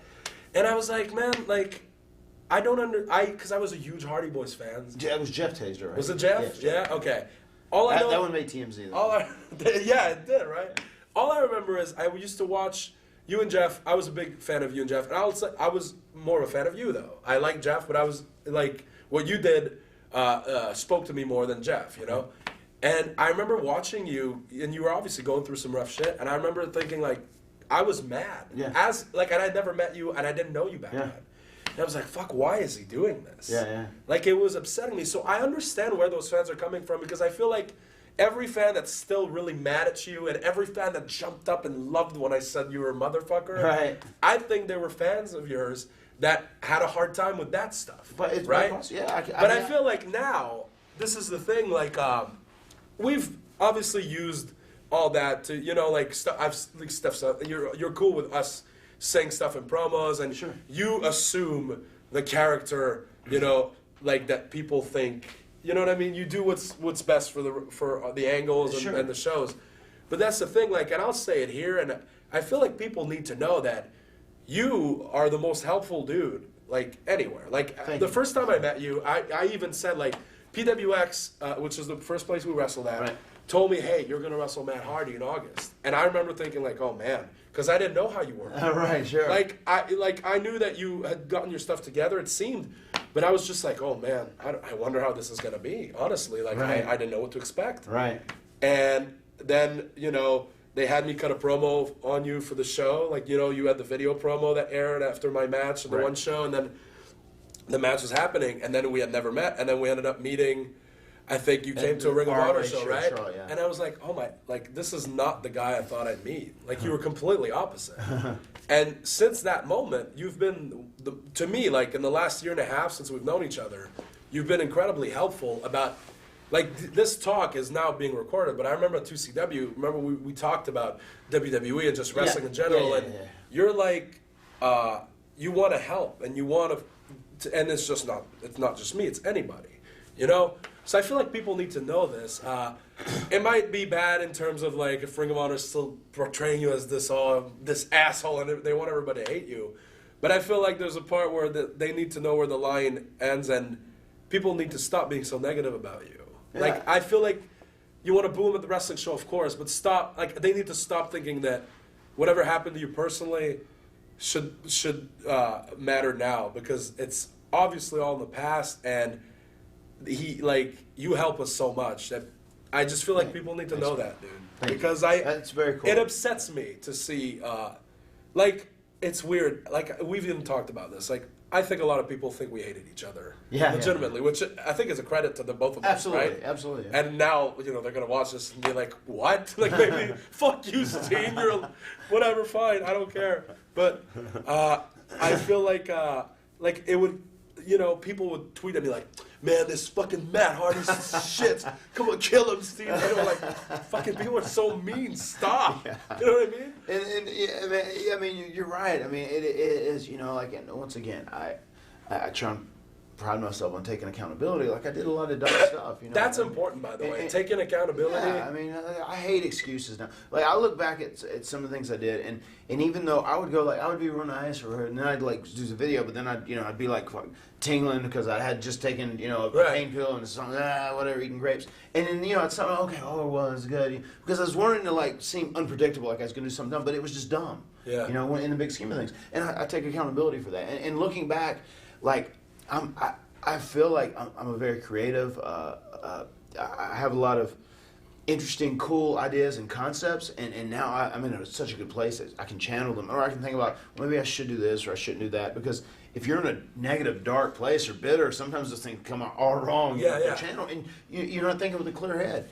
You know, so I feel like I do have a lot to offer and give back, and as I continue to get older and, like, kind of. I can't physically do the things I can. I mean, I just try and be able to give back, because I really do. Like, not a lot of guys helped Jeff and I. You know, when we were coming in, you know, once we were signed with WWE, they kind of had to help us. Michael Hayes did, but, like, when we did Indies, man, we were just on our own. You know, like, the mentality was like, yeah, don't let these young fuckers try and take your spot. You know, so you know, I try and take pride in, like, oh, if I can help out someone or give a suggestion, or, you know, this is a situation I've dealt with. You know, maybe I can kind of give you my 2 cents, and maybe it'll help you, maybe it won't. You can take it or leave it, you know, whatever. But I mean, I feel like I've kind of almost lived through everything. So I really enjoyed having that veil over me, where people are like, no, this is the motherfucker that I hated when I worked in Ring of Honor. So you're like, right. So I embraced it. I mean, and I know that when I used to take things so personal, like, especially towards the end of my WWE career, when I felt like I wanted to do this forever, when I'd walk through the curtain, but then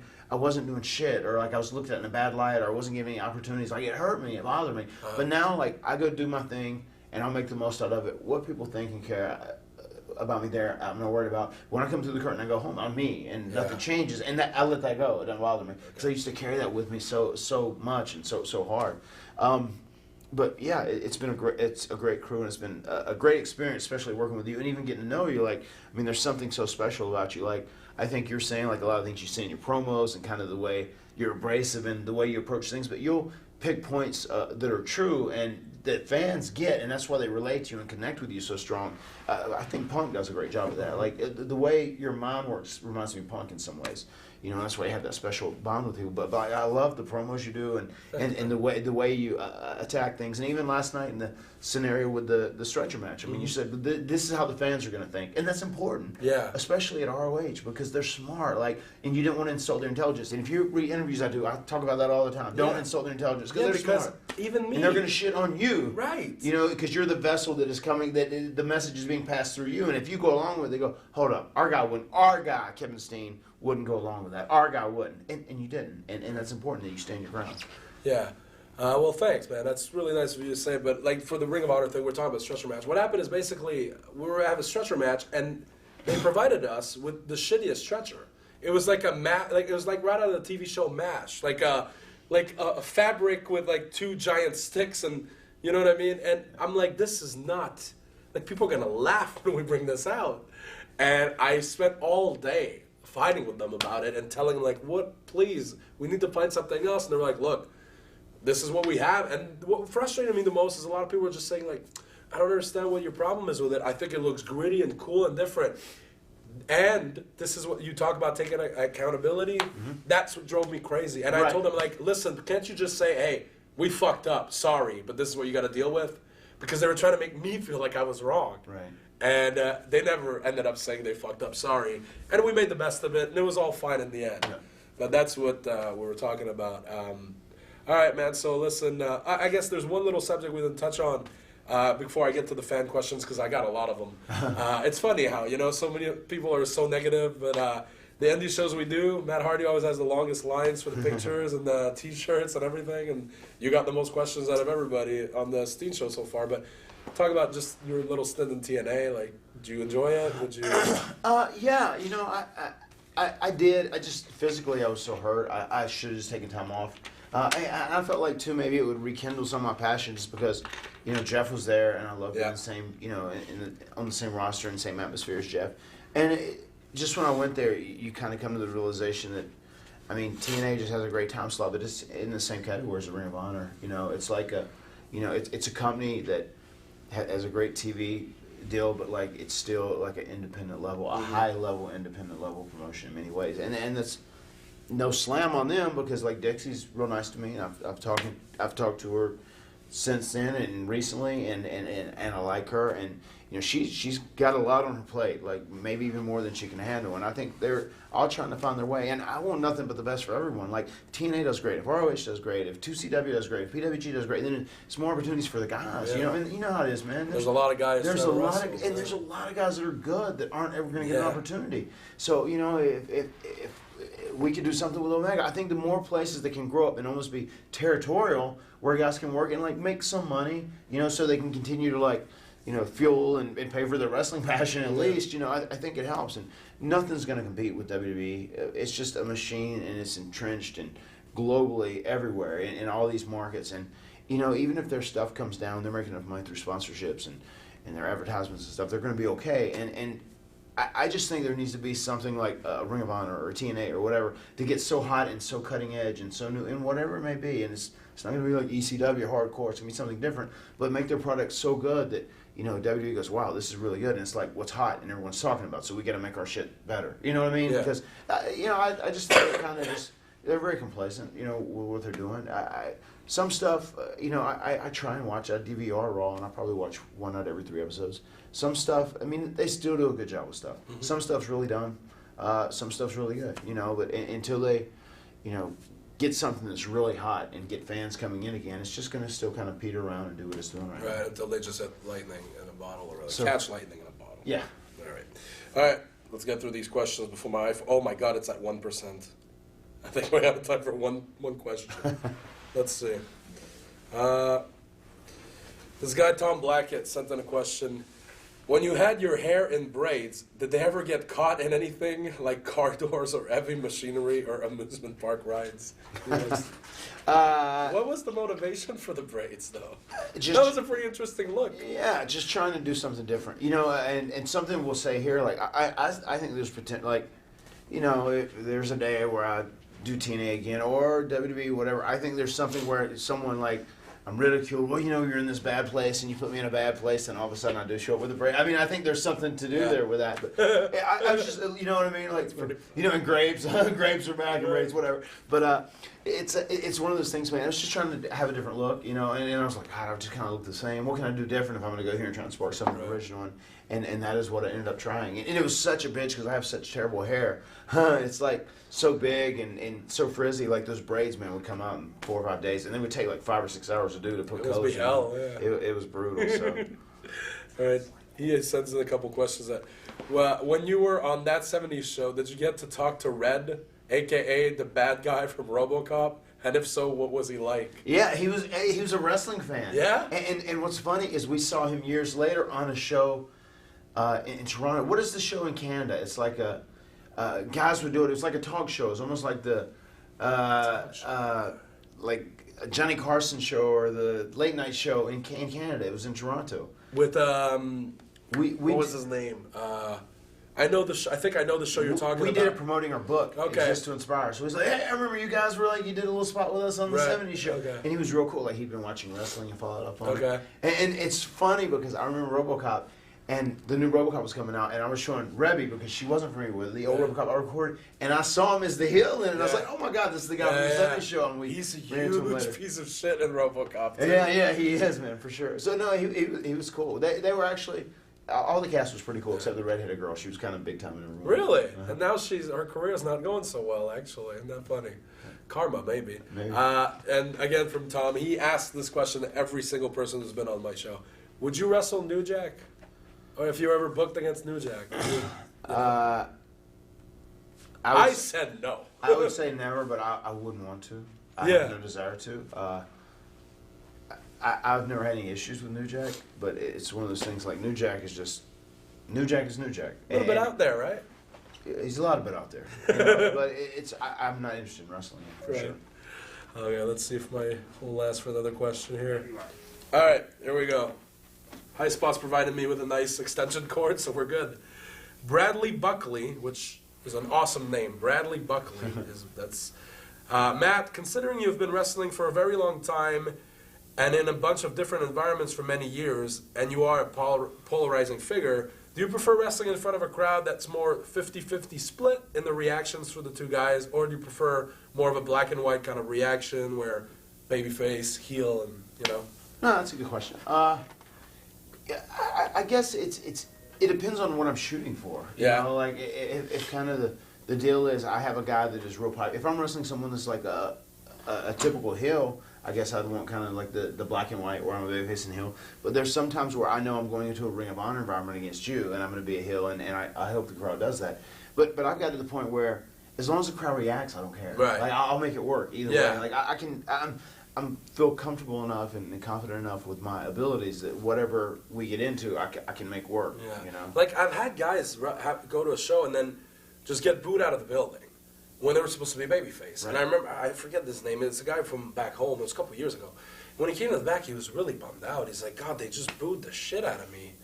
I'm like, yeah, but why are you so upset? Like, I understand it wasn't what you wanted or what the promoter wanted, but why are you so upset? It's like, because they hated me. Like, yeah, but at least they cared about you to make a reaction. Yeah. Like, do you think it would have been better if they didn't care enough to even make any sort of noise? Right. That's, you know what I mean? That's when you're in trouble. Right, absolutely. When if they don't even care enough to invest any kind of emotion in you, that's awful. Yeah, I mean, because that's, when we're out there, that's what you need to do, invoke emotion with those people. Look, we had the conversation we were talking about last night about how some guys, can do everything, but they don't necessarily connect with the people. Yeah. Like, connecting with the emotion is where people make money, and that's when you become a character, and you become successful in what you do, And regardless, if they're going one way or the other, whether they hate you or love you, you're okay. But when they don't care, that's what's an issue, Right. And fortunately, like even for me, like I was lucky because I had so much going on, but I didn't do enough dumb shit that like people said, well, we just don't care anymore. They just adamantly hated me because they probably liked me so much in the past, Yeah. So and it worked. Even like last night, I could feel like I wrestled Adam Page, who's a newer guy there, and there was a lot more of a split in the crowd last night, like I heard pockets of people, and I still tried to be the persona I was supposed to be there, but like, I think there's a different thing where the fans kind of like, well, we fought him through ROH, and he's kind of tried to do half-ass decent, and I still might not like him, but this is his last shot or whatever, so maybe we'll roll with him. So it's a little more, and, you kind of win them back, and, even doing stuff like this, they're like, okay, well, they might change their view or whatever. And wrestling is truly like, even during that time, when we were always babyfaces, still when you were heels in WWE, you were sometimes protected where they didn't see the very, like, candid side of you as much as people do now in wrestling. I mean, you see that with performers a lot, But I will work hard to do whatever I need to do in which ways. I'm just trying to be creative and do different stuff. But it's one of those things, man. As long as people are reacting, like, I don't care, because I want people to react to me and have a good time, be entertained. And that's when they do it, when you cheer and boo. Like, when you're watching a movie, you're like, oh, shit, or this, oh, yeah. If you're into it, I mean, that's good. When you're like, yeah, exactly. It's, as long as they're doing something, I don't care. I want them to be emotionally involved. Right. Exactly. That's what I told the guy, too. I'm like, at least you got something to run with. Yeah, for sure. Philip Wright would like to know if there's any truth to the rumors that Jeff might be retiring. No, Jeff's not retiring right now. Jeff is going to wrestle very little. I mean, you're not going to see him doing a lot. Like, he was, I know it was his original plan just to take time off from wrestling and spend time with his little girl, but they kept offering him like a little more money and less dates, a little more money, less dates. It's hard to say no to. And he did like that, but the thing that was the selling point was that they told him they would officially do that CD and go through with it. It was like sign, seal, and deliver. And for him, that's been like, he's like kind of dabbled around in music before, and like, he's kind of got better, and especially like he's in such a great, responsible place in life now. He's kind of been a little more proactive in doing it, but he really wanted to do that, so they did a CD and released it globally, I guess, or whatever the deal is. So that was like the big point that helped him come back around. So he doesn't have a lot of dates on his contract, so I guess they kind of are trying to be creative with how they do things. But I would imagine he's still pretty healthy. Like, he gets up, I mean, I still am taking real good care of myself now, but he gets up like 7 o'clock in the morning and like runs 4 miles. Like, his knees can still allow him to run. I don't know how that works. Like, I can't run. It hurts my knees, but he does a great job taking care of himself right now. He's pretty healthy. I have a question about Jeff, just because, you've done a lot of crazy shit. He's done a lot of crazy shit, but he was always the one who would take it a little further, I guess. Yeah, always. Is there anything you ever told him not to do? Like, you said you can't do that one. I'm trying to think of something. I'm sure there is. Yeah. Specific. Back in the day, he used to like have ideas, and we'd say, "This is a funny story." You'll appreciate this too, because I know you and the Rocker buddies. I remember we had a 6-man tag where I want to say it was like Steve, Stone Cold. It was Steve and the Dudleys versus myself, Jeff, and Rocky. Okay. And we were talking about the match. It was the main event of Raw, 2 sags, whatever. And we're doing this thing, getting things together. And we're talking about the match and how we're going to eventually get the Rock's comeback and what we're going to do before. I think I was going to have a little comeback, and then they were going to get heat on me. Was that during like the invasion angle, I think? I think so, yeah. I think it was during that time. I think I remember that match, actually. So the real funny thing was we're out there, and he's like, so he said, you got any idea? And I said something. Rock's like, oh, that's pretty good. I think we could use that. He said, that'd be a good way to segue into this, whatever. What about you, Jeff? You got any idea? I said, man, I was just thinking, what if we do this, like, after you get a thing, if they bump you, like, I pull out a big ladder just outside, and I dive into the ring with you. He said, let's stay there for the TLCs. So what were you there? I remember he was just like, it was just real out of the blue, but like he was in that mindset. I think maybe he done something with RVD. Let's just save this for the TLCs. It was just funny. Like, Rocky's so charismatic and funny. Yeah, right. Those things. But like Jeff, I mean, like if he would give me an idea, I think I was real good at like trying to help engineer it so it would work the best way possible. But Jeff, like, he's great now. Like, as far as putting stuff together in a match, his psychology's on the money. But like back in 2000, he used to just be like, 99, 2000, he'd come over to me and say, hey man, I'm going to go to McDonald's, like, just tell me what you want me to do and when you want me to do it, and we're all good. And I would literally always put together everything, so. But that's changed, man. He's grown up. He's a big boy now. All right. Garrett York. This is a little deep.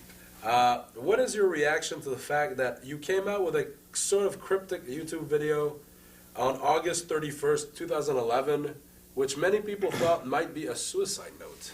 I think I remember the video. Yeah, it was just, once again, it was like I said, with creativity channeled in a bad way, not thinking things through. Like, because really it meant to be, that's like when I'd said, like, okay, I got to stop everything and get my shit together, whatever. And it was supposed to be like the end of this dumb shit that I've done and the start of a new thing. But it was just portray. It was just a bad idea. Yeah. You know, I should have. But that wasn't your intent at all. No, not at all. Okay. That was never. It was meant to be just like.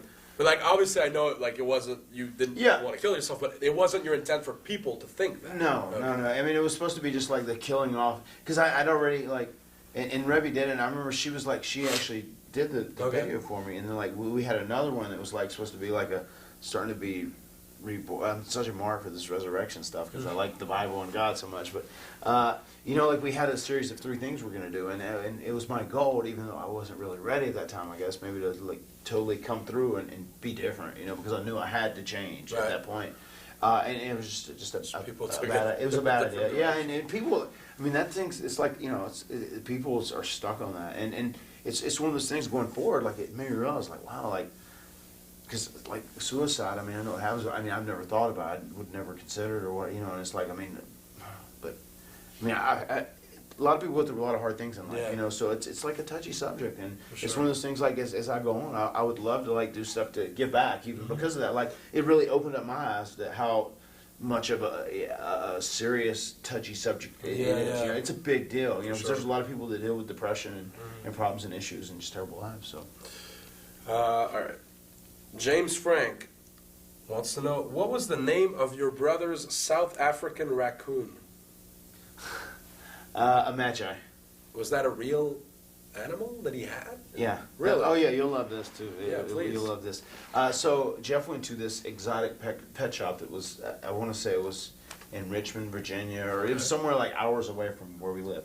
And he bought... He was on the road or something? Just... No, he just drove to get it because he was... Oh, he knew that's where he was going? Yeah. Oh, okay. He wanted a South African raccoon. Okay. So he brought this to his house, and like it had a cage, and it kept chewing and eating through the cage. I mean, this thing was like, it was huge. Okay. It had real sharp teeth.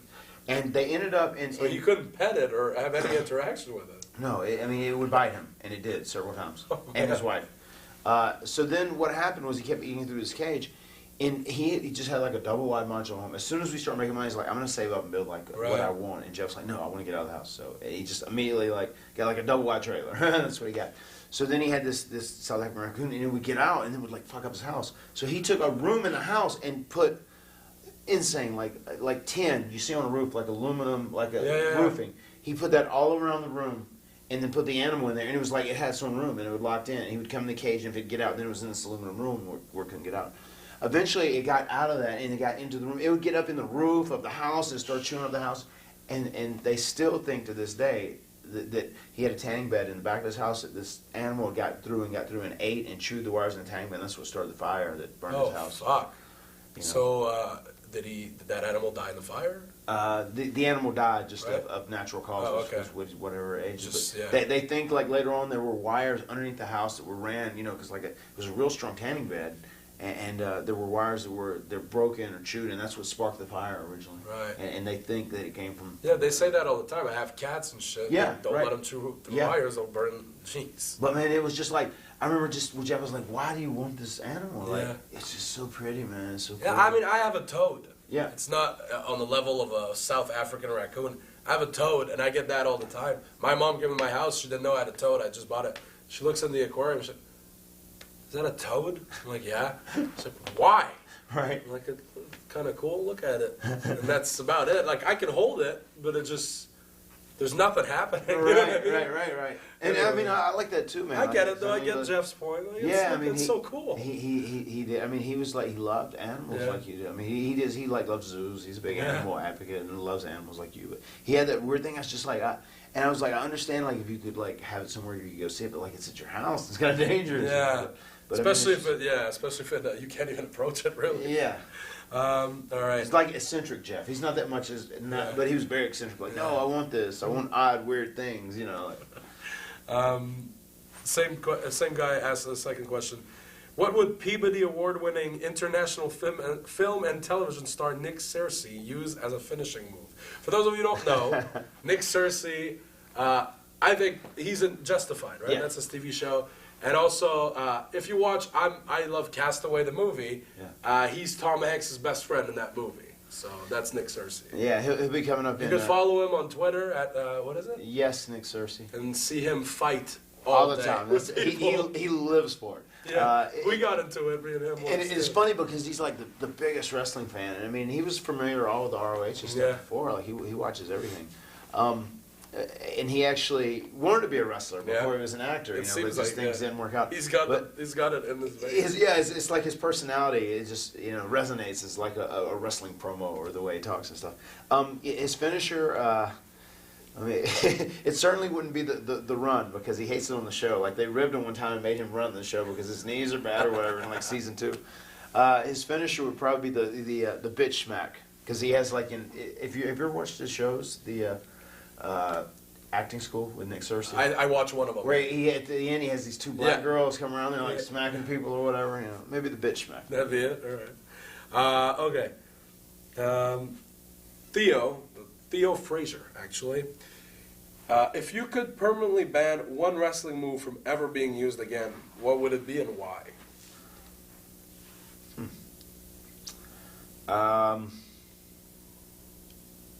That's an interesting question.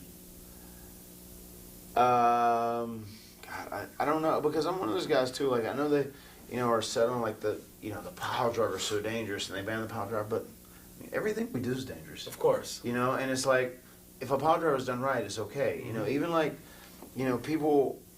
I'm not saying give chair shots to the head, but they did research when all the concussions went down. And, like, it wasn't chair shots to the head where people got concussions. It was the things, like, where the choke slams off the top or the Adam Cole, when your head bops and does your deal. Mm-hmm. I would probably just say, like, dumb shit. Like, like going through a flaming table that has barbed wire and, just ridiculous stuff like that. I mean, I think there's a time and place for all that stuff. And even... like as society's changed, kind of gigging is kind of out. I mean, blood helps it sometimes, but it was just done so overdone and so stupid and so dangerous. You know what it is too about blood is, regardless of all the complications that can arise from a health standpoint, when Nigel started that movement about people shouldn't bleed anymore because of what happened to him, I got on board with it not only because it makes sense health-wise, but I feel like. And I was doing it a lot in like 2010 with my feud with Generico. I was getting a lot of color. It got to the point where it's not when they see blood, they're not going, "Oh shit, he's bleeding." It's, "Oh, he cut himself." Yeah, no, for sure. That's the worst. Yeah. You're just an idiot. Yeah. Like that, they might as well be saying like, "Oh, he's a moron." Yeah. You know what I mean? Yeah. And why do it? Right. Like. I guess blood a hard way, and people can tell when it's a hard way. Sure, yeah. It's just because there's no fucking, I mean, gigging is just passé. But when hard ways happen, people get more invested in those. Yeah. Of course, I've never gotten a hard way. Like, I've never asked somebody to hard way me, and I probably never would. But it's, you know what I mean? Like, that reaction of, "Oh, yeah, he just cut himself." If anything, I find it probably takes people out of the match. Because that's when they're into the match, and they've forgotten that everything we've done, we already talked about. And then they see that, "Oh, he cut himself." It's like they're back to like, "Oh, this is right." Yeah. Now I realize. They go, "Oh, this is hokey wrestling." Yeah, you know what I mean? So I feel like if anything, that's where the blood, of course it's good. Nobody's getting sick anymore and stuff like that. But if anything, just the fact that it's so exposed now. Yeah. Right? I mean, people know. I mean, they're not, and I think that's like, as I said before, like a more sophisticated product, not insulting their intelligence. I mean, they know. Mm-hmm. I mean, if you how do wrestlers bleed? You go online, you Google how do wrestlers bleed, you would see that. Mm-hmm. And it's just like it's our job, I think, as performers, to like be a little ahead of the curve and be able to like outthink these guys. So they think they know what we're doing, but we're one step ahead of them. So we're doing some stuff that's a little different to keep them guessing, and that's what keeps them entertained. I mean, if you just go out and do this stuff like, okay, well, I know how this goes. All right, they do this. Get a little heat, the guy gigs, bump feed, finish, babyface win. It's like, it's our job as performers to evolve and try and keep this audience guessing and be entertained in a new 2013 way. Which is pretty difficult at some points, but it's necessary. Very much so, yeah. All right, last question. Tushar Agarwal, I'm sorry, but you have a very difficult name to pronounce. He wants to know, in your opinion, can tag team wrestling be used to help pro wrestling do better and become, I guess it says do better business, which I mean... Yeah, I mean, I think... like it's taken a back seat. Yeah, I mean, I think tag team wrestling definitely is great. Like, I mean, tag team wrestling, I think, You know, when there were like the Hearts and the Bulldogs in that era, it drew real well. And I think, you know, during when it was Hardy's, Edge Christian, Dudley's, and Too Cool, and Acolytes, it did real well. And I think the biggest issue now is until they, John Cena's awesome. He works his ass off. I have nothing but respect for him. He is a total company man. He lives for professional wrestling, and he lives for it. And John is the guy there, but I mean, he is not the white hot performer that is taking business to new levels. You know what I mean? He's keeping the ship afloat. You know, and that's not a slam. That's a compliment because it's hard to do. You know what I mean? Sure. And he's been doing it for like 10 years. Yeah, and people will they'll take that and they'll try and change it into something else. But you know, it's a compliment. But until they have someone that is a white hot act like Hulk Hogan was, you know, in the late 80s, or, you know, Stone Cold or Rock was, until they have that hot act that's like, you know, increasing TV ratings or making ticket sales higher than they've been previously over the last couple of years, pay-per-view buys, whatever, until they have a white hot act that changes things, they're not going to focus on that tag team wrestling because it takes a back seat. Because all they're geared toward right now is finding that white hot act. However, if it happens accidentally, whatever, and it's so funny that, like, if I was booking, like Brian got the opportunity with the chance, I would have gave it a shot, you know, like go with, but they were just so afraid to pull the trigger on him. Like, no, he's like a little guy. Because they want people that, like, you know, I know their mentality. They want, when you walk through the airport, they want people to go, oh my God, who is this guy? He's a star. You know, remarks like Kali, everybody sees Kali in the airport, they go, oh my God, what is this? You know, but it's that mindset of that's what a star is that, you know, that they're still holding on to. I think your star is whoever you portray. It's the fucking star. It's the champion, you know. And wrestling fans, as we were just saying a moment ago, they're so smart now that they know, like, we want someone that's entertaining, good personality, but also can deliver in the ring. And, man, he's over. And, like, did you see that segment where it was the contract signing or they were in the ring? Yeah. This it was mind-blowing. It was awesome, you know, and just the crowd, I was so proud of the crowd. Too. But because the crowd was just making a statement, like, no, fuck you. You're not going to tell us what we're going to like and what we're not going to like. You know, and as much, like, I don't hate those Ring of Honor fans that were mad at me. You know, I appreciate their passion. I respect them for coming out and supporting Kevin Steen, which is their guy. And it should be that way. It's awesome. You know, just because I'm a guy who's had TV exposure or whatever, and they know who I am, you know, they can have their beef with me because of whatever reasons, but just the fact that they support you so religiously is awesome to me. But the way they were there supporting Brian in that WWE atmosphere where WWE's constantly said, like, no, Brian's not the guy. We're going to give it to him, we're going to take it away. Give it to him, take it away. He's not the guy. You don't cheer him. You cheer Cena and Orton. These are the two guys. These are the faces of the company. And they were going, no, fuck you. This is our guy. This is the guy we want to see as the face of the company. And the business is changing. And I believe they're going to realize as they go forward, like, they're going to have to face that. And they're going to have to play that card, like, who the people want, even though that's not who they portray as a star because he's not 7 feet tall or 6 foot, you know, 350 pounds, is 6'5", 350 pounds. Their model champion or face of a company isn't necessarily going to be what they perceive it as right now. It's going to be what the fans perceive it as because the fans are the people that tune in and tune out, and they're the people who buy tickets and pay-per-views. Yeah. That segment was awesome. It made me so proud of the fans and so happy for Daniel. Yeah, I was actually, I don't know, like when my friends do well, I get like real emotional. Yeah. And I remember one instance in Toronto a couple months ago, Edge came back just for one night, and he had Brian, and like it was a cutting edge segment. Yeah. And the fans were chanting, you know, how, yes, yes, yes. It's cool, but anybody can say yes, yes, yes. But they were chanting his name, like, and it was deafening. Right. And I remember getting like emotional, like, oh my, this is amazing. And then same thing on Monday when they were chanting his name, and like he was trying to like just be like, and like Triple H couldn't talk. I got like a little choked up just because. It's amazing to see how far he's come. Yeah. Even though, like you said, he's not a guy that you, like, Cena even said it in the promo. It's like, this guy had to work for everything. Yeah. And he really did. So, that was great. So you don't think tag team wrestling is going to be a focal point of their product at anytime soon? No. Like, I mean, they're already doing better. Like, Goldust and Cody Rhodes are the tag team champions, and the Shield have done really well, and yeah, but like, it's not like they were shining a bright light on it, though, right? That's the thing. Like, they'll have the tag matches, and the tag matches will almost always be really good. Yeah. Because it's logical. If you have 4 guys in the ring instead of 2, it'll be more exciting. You know what I mean? And it's a different thing. It's a gimmick, but you don't think they're gonna make it a central part of their company anytime soon? Well, this is what I think. I think we kind of looked into that. Like, the Shield, I'm a big fan of their stuff. I think they're doing great. Yeah. And I don't know any of those guys, but I like the stuff they do. Yeah. And it's just like Dustin, I know super well. Like Dustin and I are good friends, and I'm so happy for him. He looks awesome in there every week.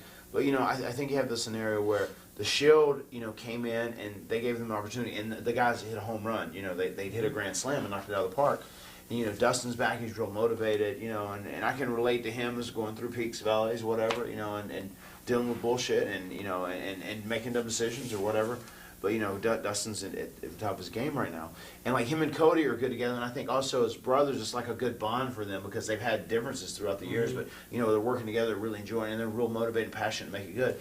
And I just think it seems even better because these performers are giving so much to them. I think myself and Jeff and Edge and Christian did that in the beginning, but eventually WWE saw, well, these guys are really passionate, they're doing good stuff. We're real cool here with Stone Cold. Let's focus on these guys a little bit. Let's give them this. Let's give them this.